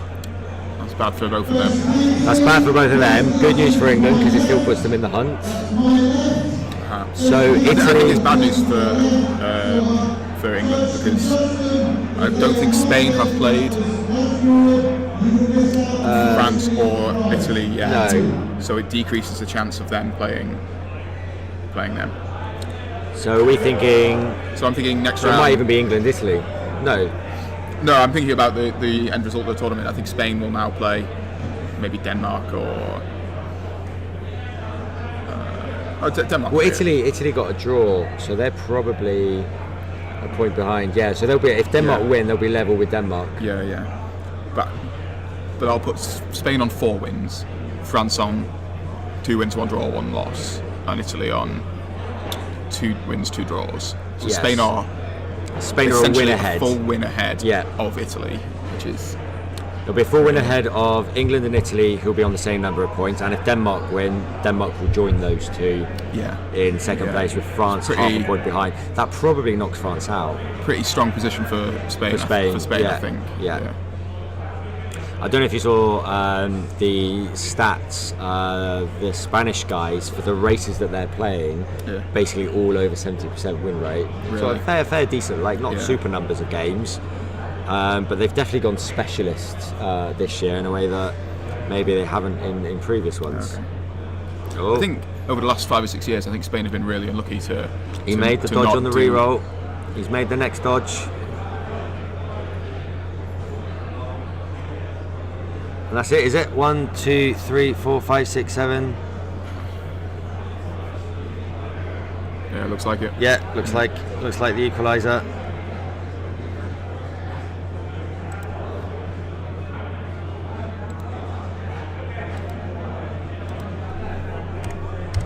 So Donpimpon levels the score at 1-1 in turn 8, which just leaves the Amazon one turner. Lesser spotted. The not seen since 1920. Yeah, it's pretty modern era.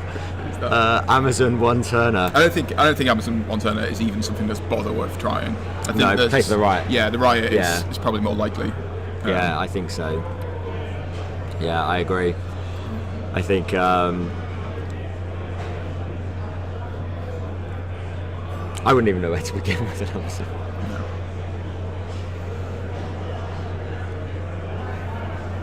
Yeah, it's over for France, Italy, 3-2-3. Italy and France get a draw. We think that's bad news for France. They'll now have dropped 1.5 points behind the leader with 2 rounds. So it would mean that a lot of teams above them who are playing each other would need to have some pretty bad results. Which we think is unlikely, just because they'll be playing each other. Even draws at that stage could eliminate France. So it looks like if Denmark win, it definitely puts Spain favourites, with England, Italy and Denmark all 1 game behind. Yeah, full game. That's quite big. 1 full game behind. That is big. So even if Spain lose game 5, they're still in with a great shout.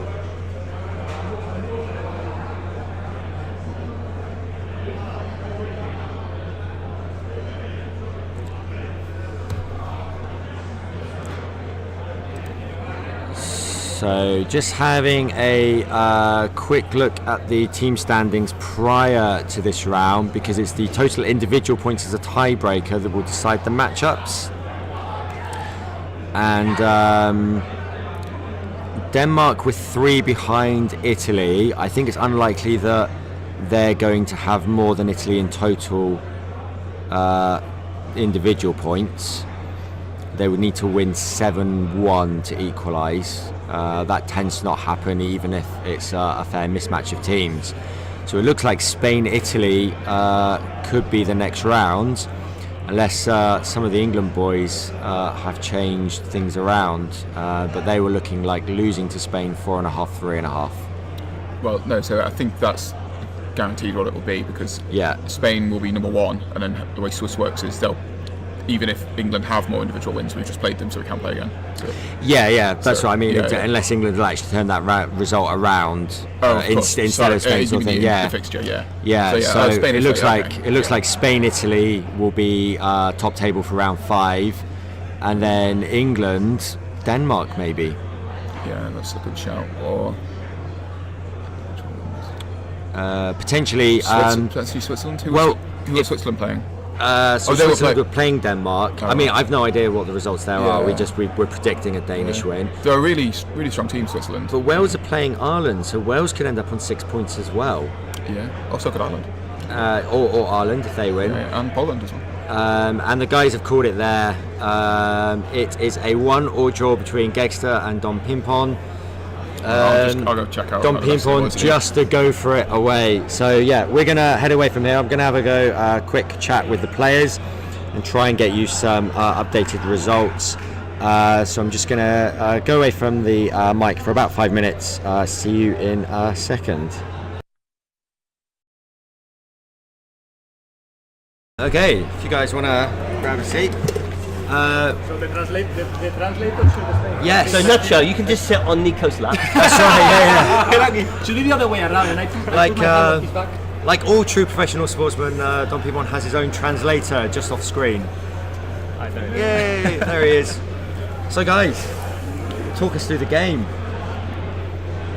Well, I think it was a pretty Yeah. interesting game. Nico's a fantastic player. Yeah.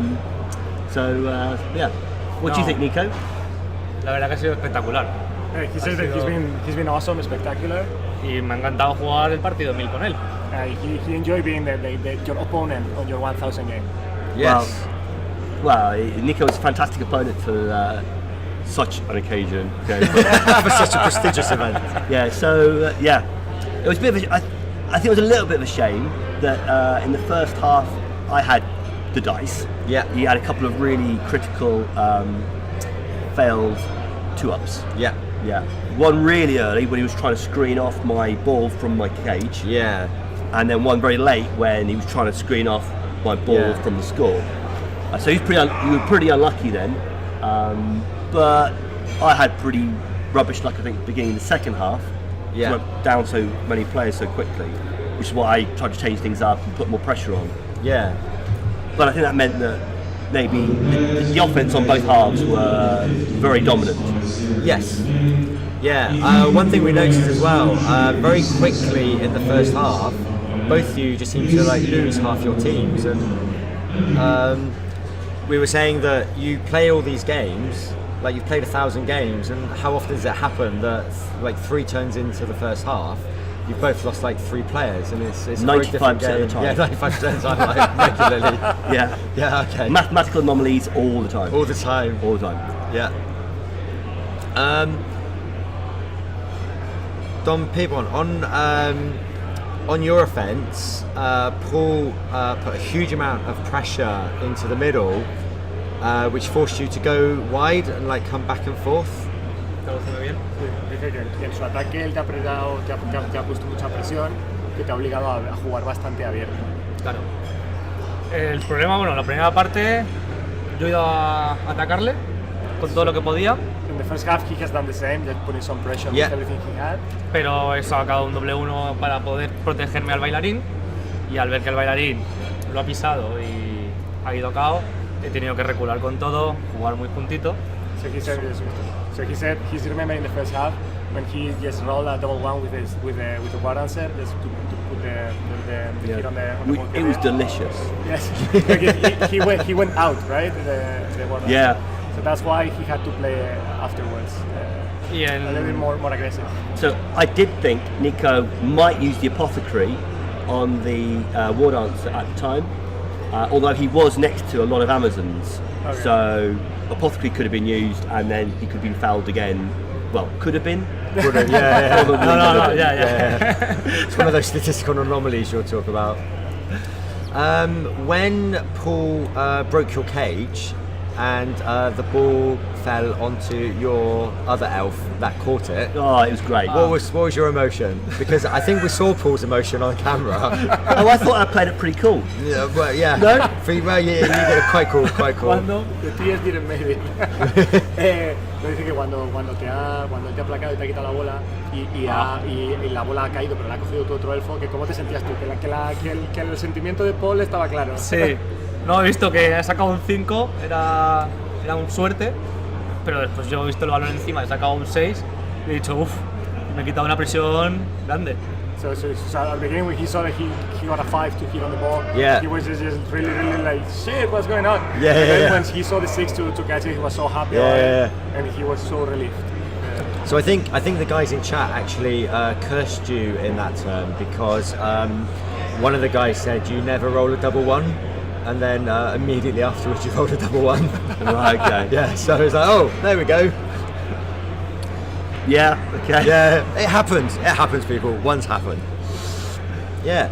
So thank you very much for letting us watch your game. It was really enjoyable, and best of luck to both of you in the next round. It looks like Spain have now edged ahead and are favourites, but there's a good chasing pack of a few other countries. Well, it's great to meet you, and it was a good Thank you. game. So good luck for the tournament. Good luck. Thank you. Thank you. Cheers. Thank you, guys. We're going to take a quick break for lunch, and then we will be back in about half an hour or so for round 5. And it looks like that game will be Spain versus Italy. We'll just have to find out who we have. So we will see you shortly.